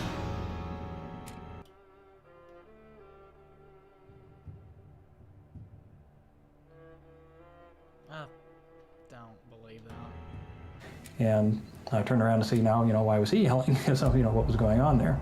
I told you, get down, get down! So the first thing that I could see, and looking back towards him, was that from just what little light was coming up from the opening, he was wearing a white shirt, but I could see that he wasn't standing up straight. But for some reason, the image of this dim view of this white shirt was that he was about on a 45-degree angle. He was not standing up straight, which immediately struck me as odd, besides the fact that he just yelled out and dropped the flashlight. One of the questions that I get asked the most is it's like, well, why did I take a picture? Why didn't I run to help him or see what was going on or whatever? And the reason was, as I said, when he dropped the flashlight, the attic went dark, so I couldn't see. So I had this camera in my hand, so my first reaction was simply to raise the camera and take a photograph of why was he on this 45-degree angle I couldn't see anyway, kind of thing. But still, like... So, when you drop a flashlight, unless the flashlight went completely off, and he didn't say that, he just said he dropped it, there's gonna be some fucking light still. So even if the excuse of like, oh, well, I used the flash to see, even with that, like, it shouldn't be, light reflects. So if I cut all the fucking lights off, like in this basement right now, and I cut a flashlight on, even with the flashlight aiming in one direction, I should be able to see a good bit of the basement. So that's another way I just call bullshit. And then I could see that what was, as you see in one of the photographs there, he was wrapped around one of these boards that was coming down on an angle from the ceiling, and he was like holding onto this thing for dear life, but yet there was absolutely no expression on his face. It was like completely blank. So obviously I knew there was something, wrong, or something had happened to him. And I jumped up and I had to take about one step forward and then turn to the left to go back down through the center of the attic. And once again I realized I couldn't see, because at that point I was walking away from the light. So I'm so confused. And again, I was said, why'd you take all these pictures? Well, once again, I could not see. The only source of light that I had was the flash from the camera in my hand.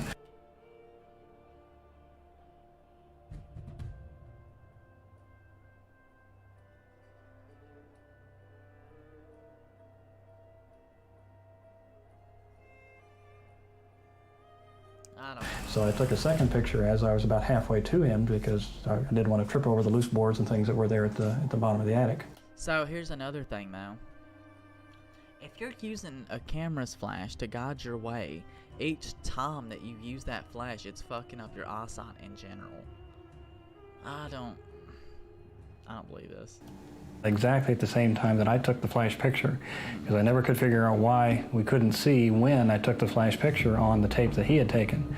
And finally came to realize that it was at the exact same instant when he flicked on that light is when the flash occurred from taking the photograph, the first one. And then the second one I took, on the way going to Jeff, because once again, since he dropped the flashlight, we only had one flashlight between the two of us, and he dropped the flashlight, so that's why I couldn't see to get over to him. Wait, what? They both had flashlights? What are you talking about? When he flicked on that light is when the flash occurred from taking the photograph, the first one. And then the second one I took, on the way going to Jeff, because once again, since he dropped the flashlight, we only had one flashlight between the two of us, and he dropped the flashlight, so that's why I couldn't see to get over to him until I took a second picture to make sure I wasn't going to trip over something. But he didn't take a picture of the fucking floor. If you were trying to see where to go to make sure you weren't tripping over anything, you would be taking a picture of the ground so you can see where to walk.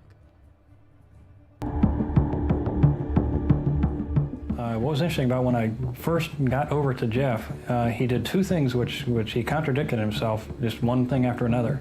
When I first got up to him, he had started to relax, and because I said he was originally like gripping around this board in the attic, just holding on to it, and he started to relax a little bit, and as I approached him, he said, the first thing he said to me was, "There's something on my neck."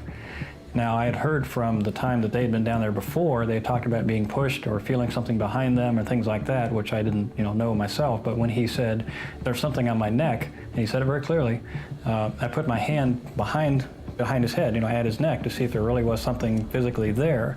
And I don't remember exactly what I said to him. I know what he said, but he said something, he said, first he said, "There's something on my neck." And I said, "Well, I don't think there's anything there," or something to that effect. And then he almost became angry. He said, "There's nothing on my neck."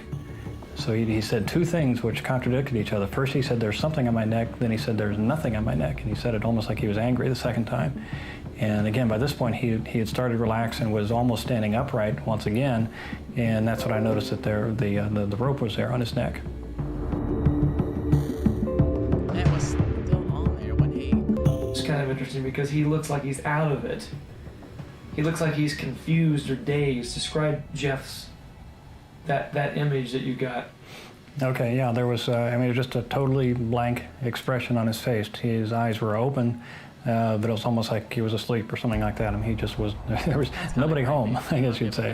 He was just a totally blank expression on his face. He sold it. If he did. Okay, and when you asked him what had happened to him, again, how did he respond to you? Well, again, when I first approached him, he was, starting to come out of it, I guess you would say. And again, he said, "There's something on my neck," which was kind of a whatever. I wonder if he just thinks he said, "There's nothing on my neck." I feel like he said, "There's something on my neck," and there's something on my... Like, he might have thought he said, "There's nothing on my neck." Those words are too similar to really... I guess get behind. I don't know. Or monotone, not a particular emotion to it, but when he said, "There's nothing on my neck," it was really an anger. It's like, there's nothing. He kept it on, that's the thing. Like, take it off. I don't understand. Like, anything that was trying to kill me or that was almost gonna kill me, I wouldn't still have it on my neck. Especially when I got down. Bitch, it would be coming off. On my neck. And it's big enough to fucking even leap over his head. I don't believe it. And he, really said it in anger. What do you think about that rope, Gary? Was that rope, in your opinion, was that rope up there already? Or did you guys see that rope up in the attic prior to the hanging, or was that something that just came out of the blue? See, why? It's like he's posing with it or some shit. That's another reason. I'm just like, it's got. No, we did not see the rope ahead of time. We didn't really study the attic thoroughly at that point. But as I said, there was really nothing. I feel like he done it for attention. Up there was no boxes or anything where something could have been. Either he done it for attention or they planned it before they even got there. So it was just lying on the floor of the attic. The rope itself was one of these plastic clothesline type ropes. It was very dirty, so it was very likely it could have already been up there. It doesn't necessarily have to have appeared out of nothing. It's likely it could have been there, but we didn't certainly find it, and I certainly didn't see. I didn't pick it up. He didn't pick it up. None of us had seen that ahead of time, and it wasn't there that we had seen ahead of time, but it could have been up there just by the appearance of it. In your opinion, do you think there were supernatural forces at work in the attic that night, and in that house in general? I don't know if I'd really make that statement myself as far as certainly not supernatural. The way I looked at it afterward, and in all the time I spent up in the attic afterward and things like that, there were no other entrances to the attic. There was, as I said, no boxes, something somebody could have There's that picture. hidden behind or things like that. Was I at this point last time? I kind of just looking at it logically, it was not possible anyone else could have been up there and have done that. It just was not possible. Anyone else up there. The attic was empty. It was very small, and as I said, there's no. And see, there's video footage right here of him up in the attic. Is that the camera that he was taking pictures and video? Place to hide, no other access. So for one, there's not possible anyone else could have done it. You know, I could not have done that. For one thing, I was in the video. You can see that yourself. And of course, I know myself, you know, that I did not do that. I was about 10 or 15 feet away from him when he called out, when it occurred. And probably not even that far. It's just really just a few footsteps away from him. And again, I was in the video. The third possibility is, you know, whether this is something somehow Jeff could have fabricated himself, which once again, there's just no way that was possible. See, there we go. He even said it, yeah. In the amount of time, because it happened in just a few footsteps away from him, is when this occurred. You know, he would not have had time. He would not have known where the nails were, and there were only 2 nails in the entire attic, and I found that from later study of it. And he would not have known where those were. He could not have found the rope in that period of time. I certainly didn't see him pick it up or anything like that while we walked up there for the short time we were up there. And probably the most telling thing to me was that he could not or would not have done this is because in the process of whatever happened to him, the glasses he was wearing had fallen to the floor of the attic. Now these were just brand new glasses. I mean, he was talking about them on the trip down there. It was about a half-hour ride, as I said before, and he. Is he saying that he couldn't do that because he couldn't see? It doesn't take a fucking genius to tie something. Like, I can tie shit with my eyes closed. He's talking about these new glasses and how he picked them out and like the frames and on and on and on. And somebody just buys a new pair of glasses, you know, for whatever reason, would not throw them on the floor of the attic where either one of us could have stepped on them very, very easily. And of course, later on, as soon as he gets down, that was again, once he was kind of coming back out of it, that was one of his first concerns was, you know, where are my glasses? Would you go and find my glasses? And again, he didn't know that until after he got downstairs that he even didn't, you know, wasn't wearing them. So, you know, someone who just buys a new pair of glasses, you know, is not going to just throw them on the floor of the attic where we could have very easily stepped on it. I found them right away. It was right where he was standing, where I found him. But, you know, so it's not something he would have done. Well, one other thing on, of course, the force possibility, as you said, is whether it was, you know, some other force or something like that. I mean, that's, you know, just leaves no other explanation because it wasn't, you know, it wasn't someone else. It wasn't one of us. So what else could it be? Were you skeptical going into it, Gary, or were you open-minded, or what was your general mindset going into this thing? Well, I'd say a little bit of both. Certainly, you know, skeptical because I had not been there before. They were talking about being pushed and all these things happening the first time, you know, anyone went down there. But again, I had not experienced it myself or anything like that. I want to watch cringe. I don't care. You know, certainly open-minded to the point where you hear about these things happening, and a lot of it, as I said before, is just like the typical things you hear. You know, noises in the attic. You know, people being. Why, you got something cringe, Charles? Pushed, objects being thrown across the room. This is pretty fucking cringe, honestly. All the same things you've heard, you know, for years and years and years, you know, this type of thing that happens. So it all sounded way, you know, very, very typical. But whether it was very real, you know, I hadn't seen yet. Did that night change your mind? Well, it wasn't any changing, I guess, to it or something like that. It's just, you know, now I had actually seen, you know, these things for myself and, you know, can relate them. And it seems like most people I've even talked to since then, most people will say at some point in their life, you know, it's like, oh yeah, I heard about this, or I was in this house and I thought this happened. And I think a lot of... Hold on, why is a broom in a stove? Did he say why? It all sounded way, you know, very, very typical. But What was your general mindset going into this thing? Well, I'd say a little bit of both. Certainly, you know, skeptical because I had not been there before. They were talking about being pushed and all these things happening the first time, you know, anyone went down there. But again, I had not experienced it myself or anything like that. You know, certainly open-minded to the point where you hear about these things happening, and a lot of it, as I said before, is just like the typical things you hear. You know, noises in the attic. You know, people being pushed, objects being thrown across the room. All the same things you've heard, you know, for years and years and years. You know, this type of thing that happens. So it all sounded way, you know, very, very typical. Is it better now? Real, you know, I hadn't seen yet. Did that night change your mind? Well, it wasn't any changing, I guess, to it or something like that. It's just, you know, now I had actually seen, you know, these things for myself and, you know, can relate to them. And it seems like most people I've even talked to since then, most people will say at some point in their life, you know, it's like, oh yeah, I heard about this, or I was in this house and I thought this happened. And I think a lot of people have these things happen to them. Why is that like that? Why'd they show that picture? It's so confusing. About, but if I ever relate this story to them, then they come out and say, oh yeah, I've heard this and heard that. And, you know, of course, this was something that was very, you know, very first-hand experience I had in over a long period of time. That face, they added it. One other comment on why Jeff possibly couldn't have done this himself as far as the hanging and everything is the, The rope was so tight around his neck, and as you can see from the photographs, that he was... Why is he posing with it, though? It doesn't make any like, it looks like they're...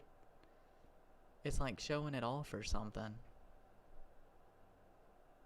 I 100% believe that this was completely staged. Unconscious, and his eyes were open, but he just plain wasn't there. And someone in that situation, when you whatever come back or whatever you want to say from being unconscious, if you're restricted in some way, the first reaction anyone would have would be to panic. And in that situation, he was, I mean, very tight up against the. Let's see. This has got about almost 10-ish more minutes. I want to keep watching this, and then I'll check that out. Is it like a famous channel? How well known is he? I don't want getting like copyrighted or anything like that. The roof, and you know, if he would have panicked, he would have hurt himself. If not, you know, some people say possibly have strangled, because he would not have been able to get himself off of there. Certainly not in that condition of coming back and all of a sudden finding yourself, you know, hung by the neck by this rope. You know, he just would have panicked and probably would have hurt himself. Even I there. So is it like, is that the YouTube channel, the 3 a.m. videos, and then there's just a person named Jester on the video channel? Bend the nail down on the YouTube channel to get him off, or get the rope off of that nail. Yeah. And again, he would not have been able to do that himself. Yeah, December 4th, 1990, Gary. I 100% think that he did do it himself. Conrad, Jeff Wheatcraft had videotaped a Christmas party in Beverly Hills, and when you returned to Barry's home, what did you find? Okay. Well, this evening was probably the most entertaining of any of the events in this thing. We got back. It was about maybe 1:30, 2 o'clock. From the shoot that we all did together. And Jackie had. No, I think I've seen that before. Here, I'll look it up real quick.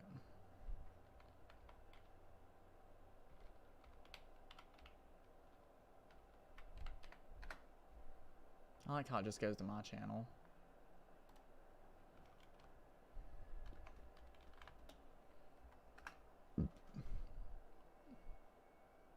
Yeah, I'm pretty sure that 5.551 million subscribers. Ready? Yeah, I've seen some stuff like this.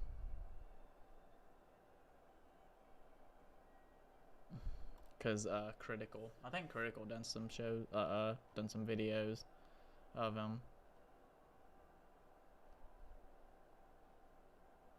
These are, feels like it's too long for me to even want to mess with, to be honest. Squid. Let's see though. Potion series. So is he just doing?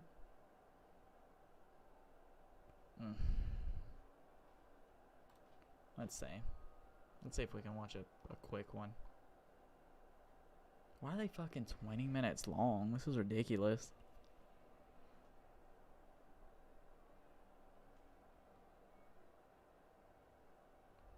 Gosh, people get paid for this shit? This is ridiculous. How do you even...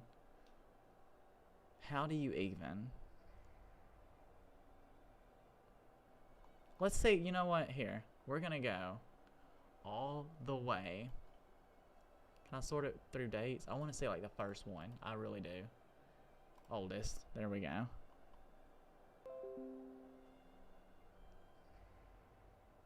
Start to do 3 a.m. videos? Absolutely not.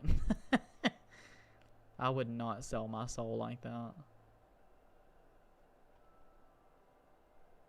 Okay.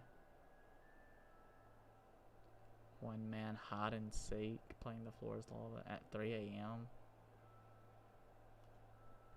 Haunted tunnel. Alright, let's watch this, I guess. If you want to eat healthy and feel your best, you gotta try Kachava. Kachava is the world. Really hard to see. Bro, what the f was that? Hey guys, how's it going? Hold on, this doesn't deserve creepy music. I'm gonna cut it off. An intro before the actual intro of the video, because I wanted to explain something that went down in the video. So there was a lot of creepy things happening, and at some point my video clips were deleted, so there will be a couple voiceovers, and you guys will understand why as the video progresses. So with that being said, enjoy the video. Yo, what's going on guys? Welcome back to another video. Today I'm gonna be doing another 3 a.m. challenge. I'm gonna be doing it at a haunted tunnel as you can see, and I'm gonna be playing Bloody Mary with Minmo TV. What?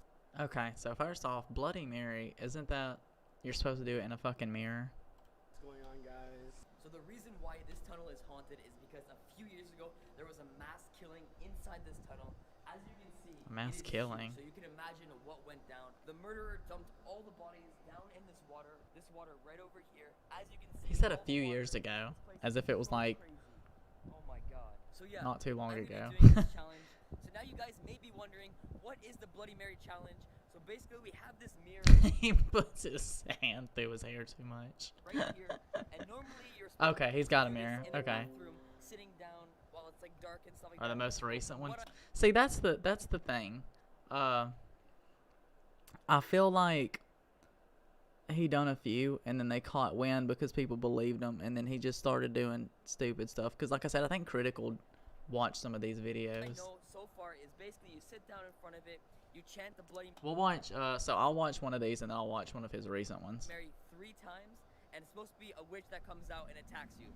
A witch. But basically, me and I don't think that's how we're gonna be I trying remember to that do it story. as much as we can, so we're gonna be chanting and chanting and chanting until What is this guy doing in the background? He's just nodding. 3 times, and it's supposed to be a witch that comes out and attacks you.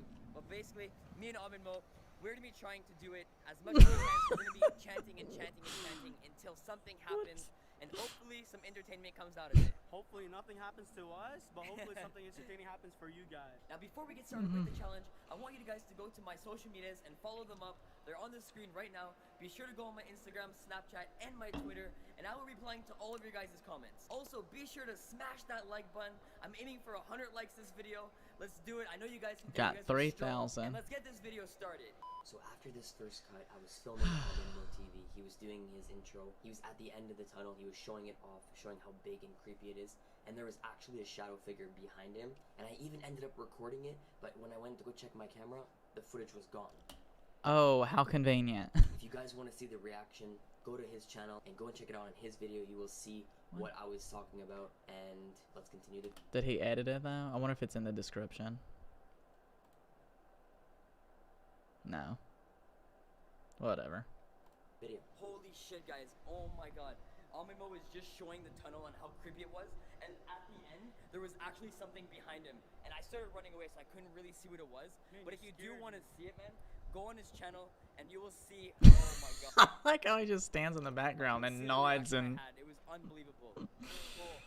Scary. I'm so scared right now.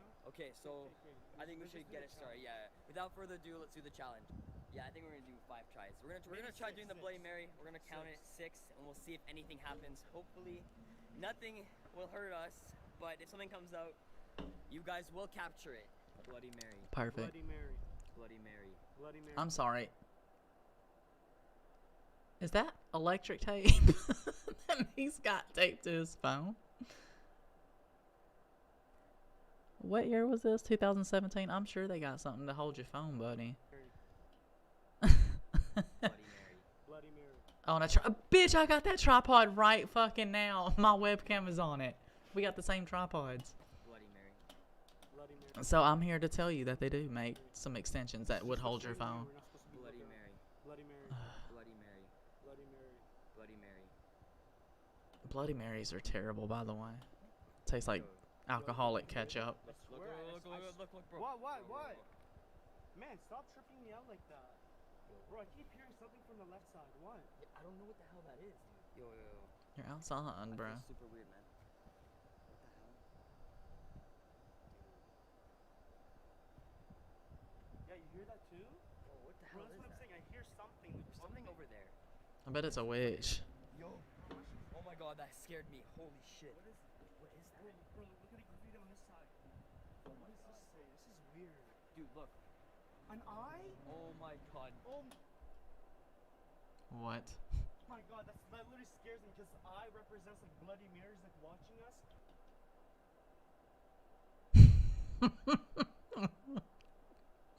Bro, it's just some fucking graffiti. It's not an eye. Dude, look. An eye? Oh. Hold on. What does this say? This is weird. An eye?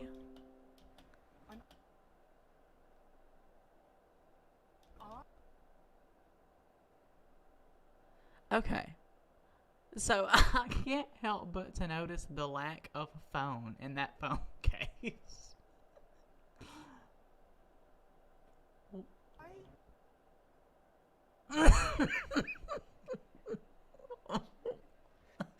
What? What is he recording? Who is he Oh my god. Or is that a fucking... I'm so confused. Hold on. Dude, look. Maybe it's just a phone case. Okay, I'm gonna give him the benefit of the doubt and say that it's a phone case that's taped to a tripod that he just can't... He doesn't want to untape the case, so he just... I don't fucking know. Oh my god. Maybe that's the case. See what I did there? No. Oh, holy shit. So scared. It actually is. Look, the black Yes. It's actually looking. Okay, guys, we're It's gonna be looking doing right round two there, now. right at him. God, it's already getting creepy, and we just got started. Bloody Mary. Bloody Mary. Bloody Mary. Bloody Mary. Bloody Mary. Bloody Mary. Bloody Mary. Bloody Mary. Oh my god, dude, the sounds. Look, this is really creepy right now. Just look straight in the mirror. You're supposed to get like. Dude. I saw a shot. I think it's my shot or something. Oh my god. Oh my god. Bro, Oh don't my do god, like I got that, man. scared. Don't scare me like that. Oh, I got so scared. So make sure if you hear anything or like you see anything, you let us know, because like when we're filming these, we have flashlights in our.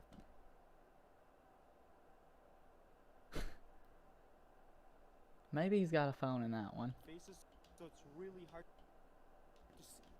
What kind of ghetto ass shit he got? Bro, what the fuck was that? I want to see his setup. Show me your setup. Something like wet in the water. I'm gonna pause the video here. Oh, I just God. wanted to say, so every single time something creepy would happen, my footage kept getting deleted. So Amiss was Wow. explaining how to The fix convenience. it, and then listen very closely to the background noise. Anything, if your phone keeps doing that, we'll just be like, okay, guys. So like Jesse, he filmed the same stuff. Yeah, wow, what the But heck, I don't know. bro? Honestly, let's try the third Okay, time right now. third Let's try time, it. third time. Okay, let's do it again. Oh my god, there's literally a bug. Oh my god, bro. Okay, let's do this again. Oh my god, it's literally like a bug or a spider. Bloody Mary. Bloody Mary. Bloody Mary. Bloody Mary. Bloody Mary. I want to see this guy's setup. He got hold on. He got 3 motherfucking phone cases on this bitch. The struggle is real. He got all angles covered. So in case anything fucking happened, he got it, bro. That phone's not even on now. Hold on. He's just got the flash on. That phone's not even recording. Bloody Mary. Bloody Mary. Okay, that time, I think we're... Yo. I don't think. Wait. Nothing's happening. I think we're good. Okay. Again? Yeah, okay, let's do it again. Alright, we're doing it for the 4th time right now. Alright, let's do this. Ready? Alright.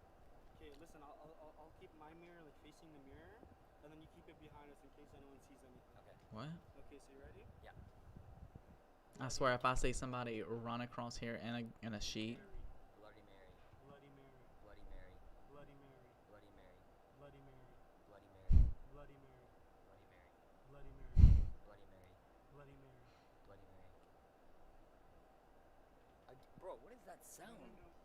Dude, there's always something over there. I don't know what it is, dude.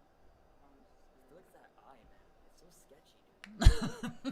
No, not the eye. Not the eye on the graffiti.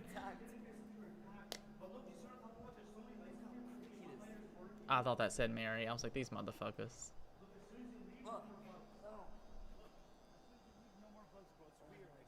Yeah, gone. Just like that. Bro, this place, man. Bro, is this where you saw something behind me? Yeah, I swear, bro, it was like right here. Bro, I hope there was definitely something behind him. Like, bro, every time as soon as look, there's no bugs right now. As soon as we go in the tunnel, look at the lighting and stuff. But bro, the only thing that's creeping me out is the lights. It's weird how the lights. I know. There's only one light, but there's some lights everywhere. What the heck? Okay. Let's go do it again, I guess. Nothing happened. Yeah. You know? Yeah. Okay, Let's do you it. wanna do one more time? Yeah, let's do it. Wait, what? No! No. I swear, if something stupid's happened to this fucking... Stop. I bet the mirror's broken. Bro, you saw me. I was with you. Oh my god. Dude, the entire time. No. Right one. Yo, guys. My heart is beating so fast right now. Oh my Holy god, guys, shit. can you hear Look. Bro, what does that say? It says I'm here. What is that? What is that symbol? Four? I bet it's an ah. Bro, I have no clue what that symbol is saying. It says I'm here. Yo, look at that. Is that the eye? Bro. Wait, what is no. that? No, wait, let's go check. No, Let's go check. Let's go check. Stop, bro. It's like the same thing, man. I'm tripping out right now, bro. Oh my god, dude. Holy shit. Alright, guys, so we're gonna do it one more time. Oh my god. So stupid. Okay, one more time. Okay, I'm gonna sit down. I'm still like... Bro, I'm flipping out. I'm still tripping out about his setup right here. Bloody Mary. Bloody Mary. Bloody Mary. Bloody Mary. Bloody Mary. Bloody Mary. Bloody Mary. That's so cringy.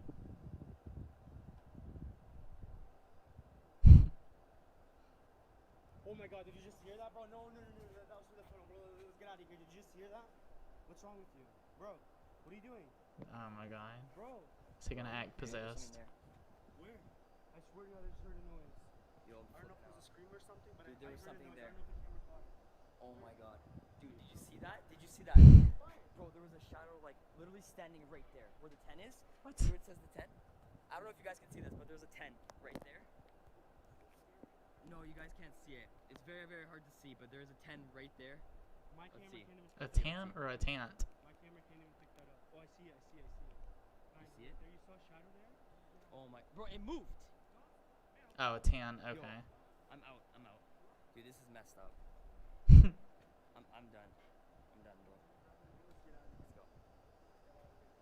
I'm out of here, man.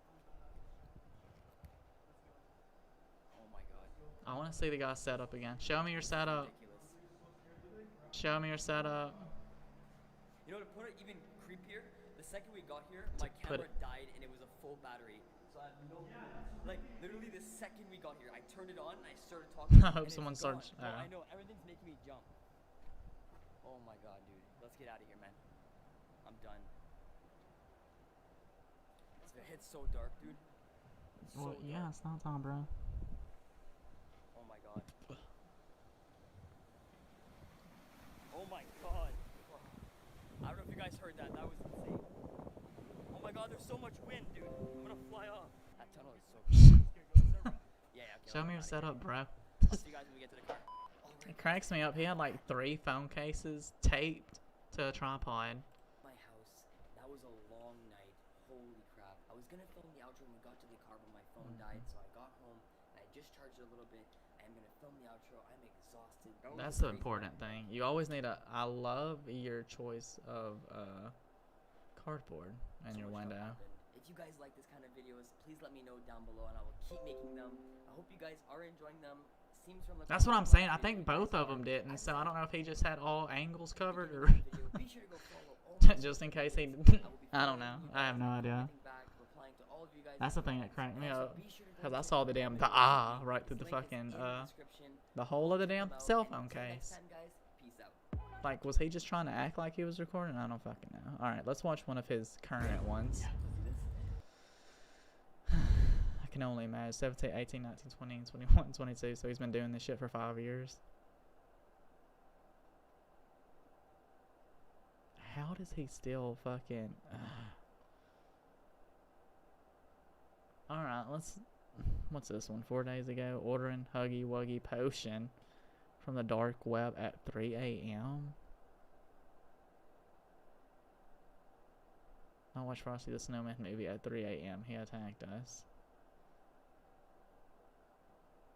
See, some of this shit is satire. I think it ended up being satire.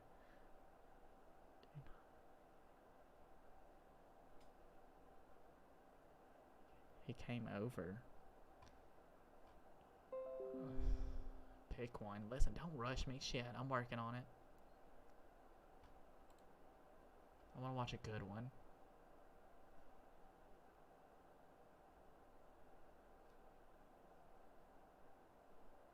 At a haunted barn. Scary. Fuck it. I'll watch this, I guess. Hold on, this one caught my eye. We're gonna watch this one. I have a challenge for all of you. Go to every computer in your house, your mom's, your dad's, your sister's. I'll probably wrap it up because this is already 2 hours long. We have to get it now. There's only so many left, right? Yo, it's actually that. Dude. Oh my god, the toy. It's Ronald McDonald. Dude, what just happened? You know what, man? The world is a really weird place.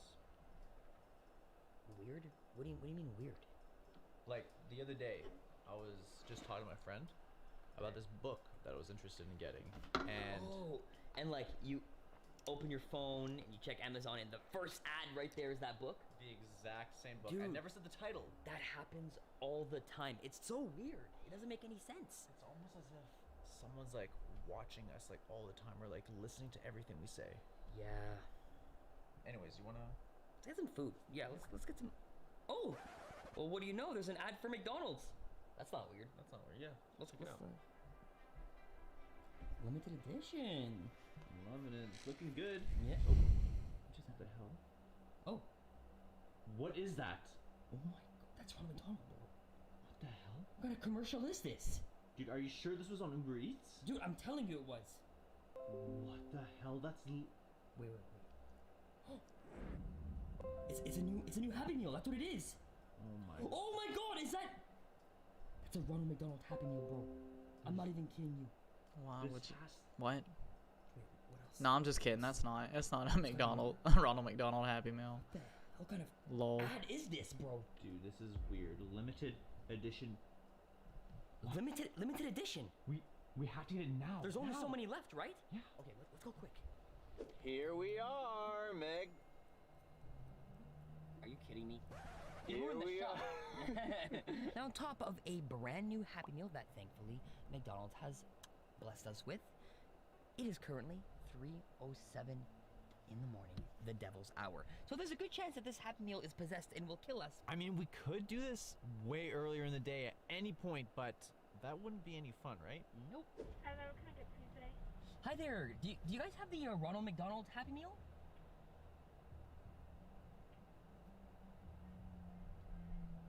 Which one? The Ronald McDonald one. What? Hamburger, cheeseburger, 4-piece nuggets, or the snack wrap? Bitch, snack route. Cheeseburger. Hit me up with a snack route. Yeah. Hold on, real quick. People think that the snack wrap is gone from McDonald's. I'm pretty sure you can just go to McDonald's and order it, and they'll give it to you. I don't think it's that hard to make. That's everything. I'm pretty sure it still exists. I don't understand why people think it doesn't. What's the drink? Oh, chocolate milk, please.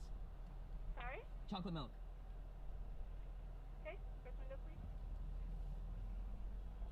Dude, that was weird. That was so strange. They didn't even, like, she was, like, kind of, like, trying to hide it. Is it supposed to be, like, Ronald secretive? McDonald Happy Meal, please. And she's like, Like, it's like almost like she didn't want to tell us that it was there, but it was. like she didn't want to sell it to us almost. Yeah, that was weird. Okay, So weird. Let's see if she actually Super gives weird. it to us, because that ain't right. I bet she'll pretend to give it to you, and then you just gotta act like you got it. Yo, it's actually that. Dude. Okay. Okay, this beauty has arrived in our hands. Wait. I'm trying to see if I can see if it's like Um, pictures tape. I'm sure it is, because this shit right here is already ripped up, and then this is just like really glossy. Almost. What?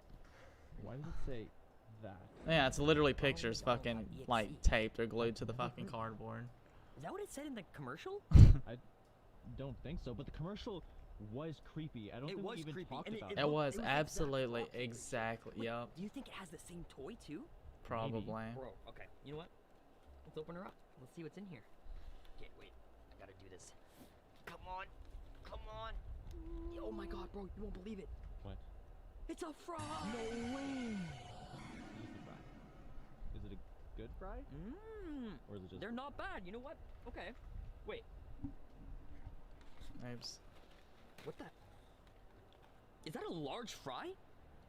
Dude, Happy Meals only come with small fries, or even smaller. Wait, that is a... That's a big. Wow, that is a fry. absolutely. Okay.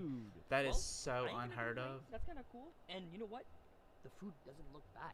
Like it actually looks edible. Yeah, like the box looks absolutely terrifying, but And the we're food getting a looks, large like fry. actually good. Okay, and then we do get the exact same toy.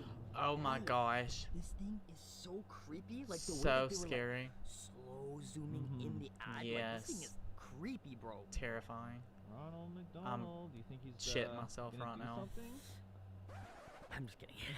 So now, the food's good. That was Let's such actually see if the good one. best part is better. There's a box. What do you mean in the box? Look. That's not a cheeseburger. And that says Wait, what? that says double. Wait, what does that even mean? I'm gonna grab it, hopefully. Oh my Okay. god, that's a big burger. They said let me punch it once before I put it in this box.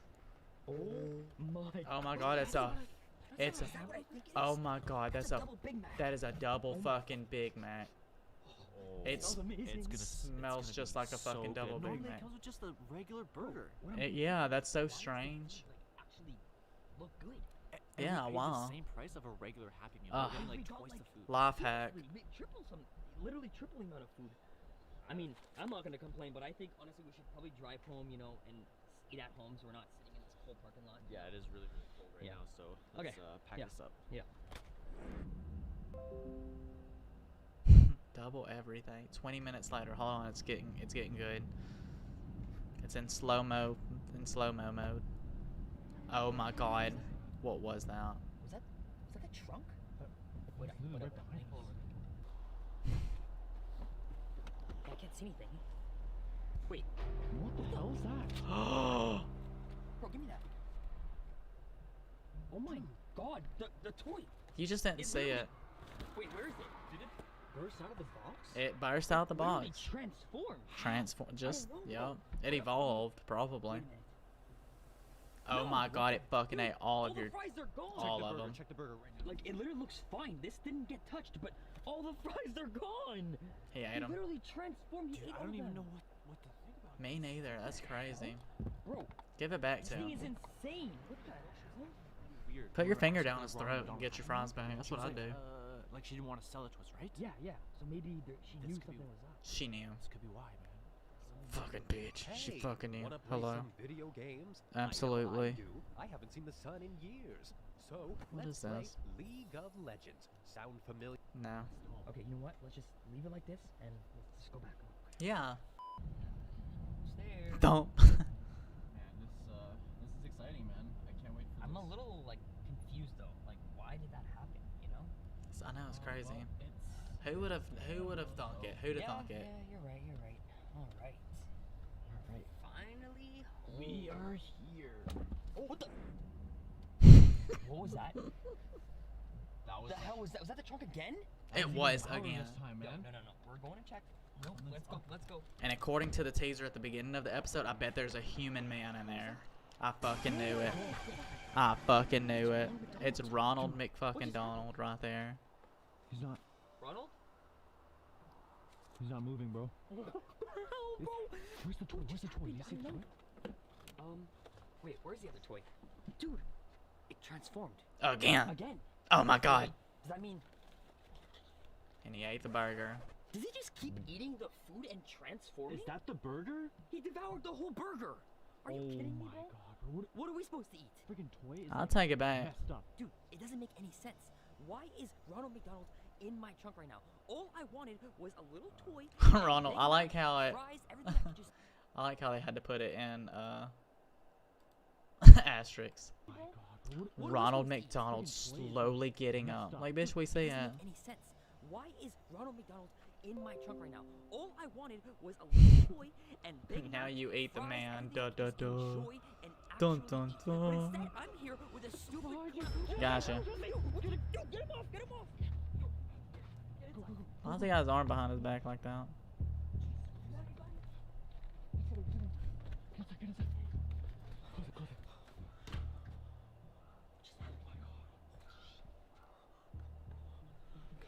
I don't know, bro. I don't know. I'm terrified right now. Okay, dude, we gotta make sure. You know what, let's try Open it. this. Don't be fucking rude. Don't be fucking rude. Open the door. Are all the doors locked? I think so. I'm pretty sure. What are we gonna do? What else do we have to do? He's gonna steal your. Yeah. That one's locked. Maybe Jaw said bro left the car unlocked and he's gonna steal it too. That's what he probably deserves it.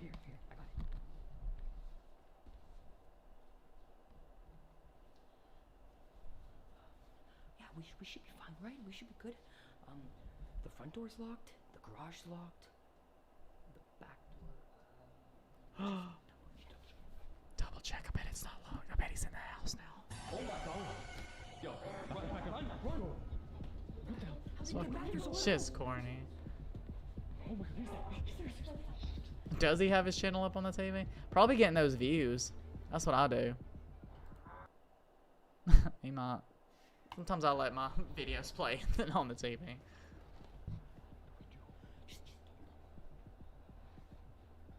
Where could he be? Surely not the cameraman that's... Wow, so hard to find him. I'm sorry, hold on. Is this motherfucker wearing flip-flops? Not only is he wearing sandals or Crocs, but they look like they about 3 sizes too small. And where's his hand? Are you behind the plants? Look. He wearing Crocs. That's 2 sizes too small. You can't be scary in some Crocs.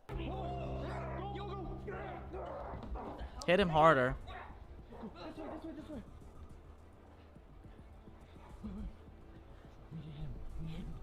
He'll never find you there.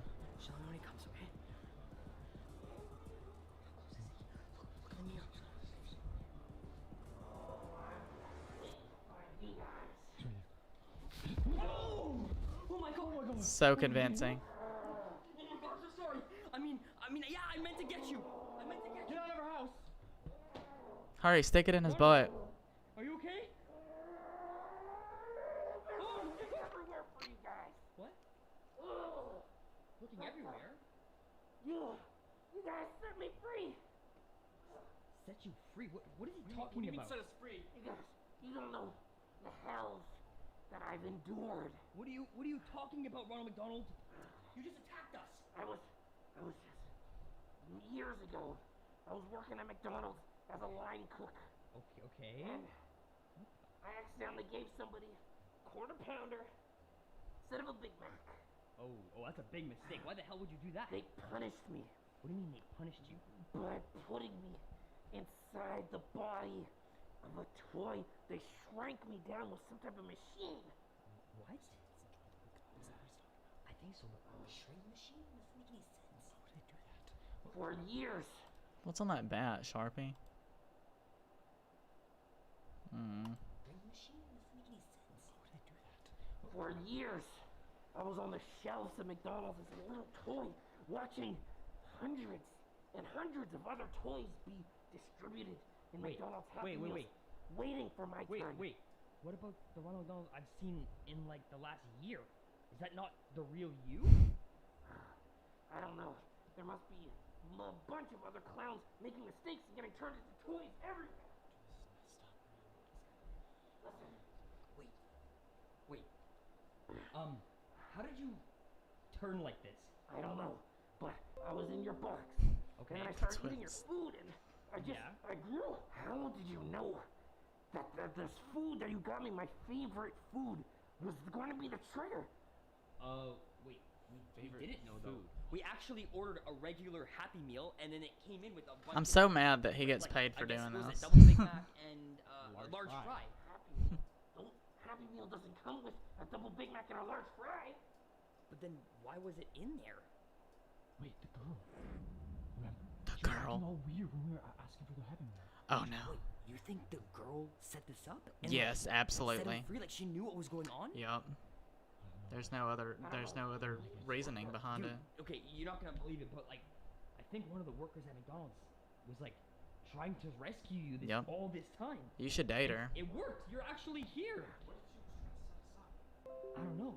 But she wanted him to come after us or something. Like she thought he was evil. Oh, absolutely. He makes a lot. No, I swear. Listen, I don't know what's going on. or what happened at the drive-thru at McDonald's, or whatever you guys are doing, but I'm not going back. I can't go back. Okay. You're gonna put me in that toy again. You're not gonna Okay. go back, right? Okay. Yeah. Yeah. I think. Hurry, put his Crocs back on the had a camera. great time I want to see being him. here. Show me your I'm glad Crocs. You are back to regular size, but you can go now. Listen, if McDonald's calls, you guys didn't see anything, okay? The toy you threw away, okay? You just threw it away. You might want to change your overalls if you want to walk around like that. And your Yeah, Crocs. that's true. Wait, are you okay? Are you good? Okay, you know what? Maybe we'll just close the door and we'll just let him do his thing. Wait. What is that? I don't want it. Take it. Wait. I don't want it. What the hell is Just this? take it, please. I gotta get out of here. Oh my. What is that? That's the toy. Wait, I'm so confused. We gotta make sure this doesn't go anywhere near any kind of Happy Meal. No, we gotta get rid of this thing. Oh. Why did he call that up? Why? I don't know, bro, but Why did he we gotta eat end it to now. begin with? If you I bet guys he enjoyed ate the video, other go down toy below too. and smash 50,000 likes. I cannot believe McDonald's finally released a Ronald McDonald Happy Meal, and I'm glad to be the one who actually rescued him from this crazy. Jesus Christ. Cheese and Ross. Alrighty.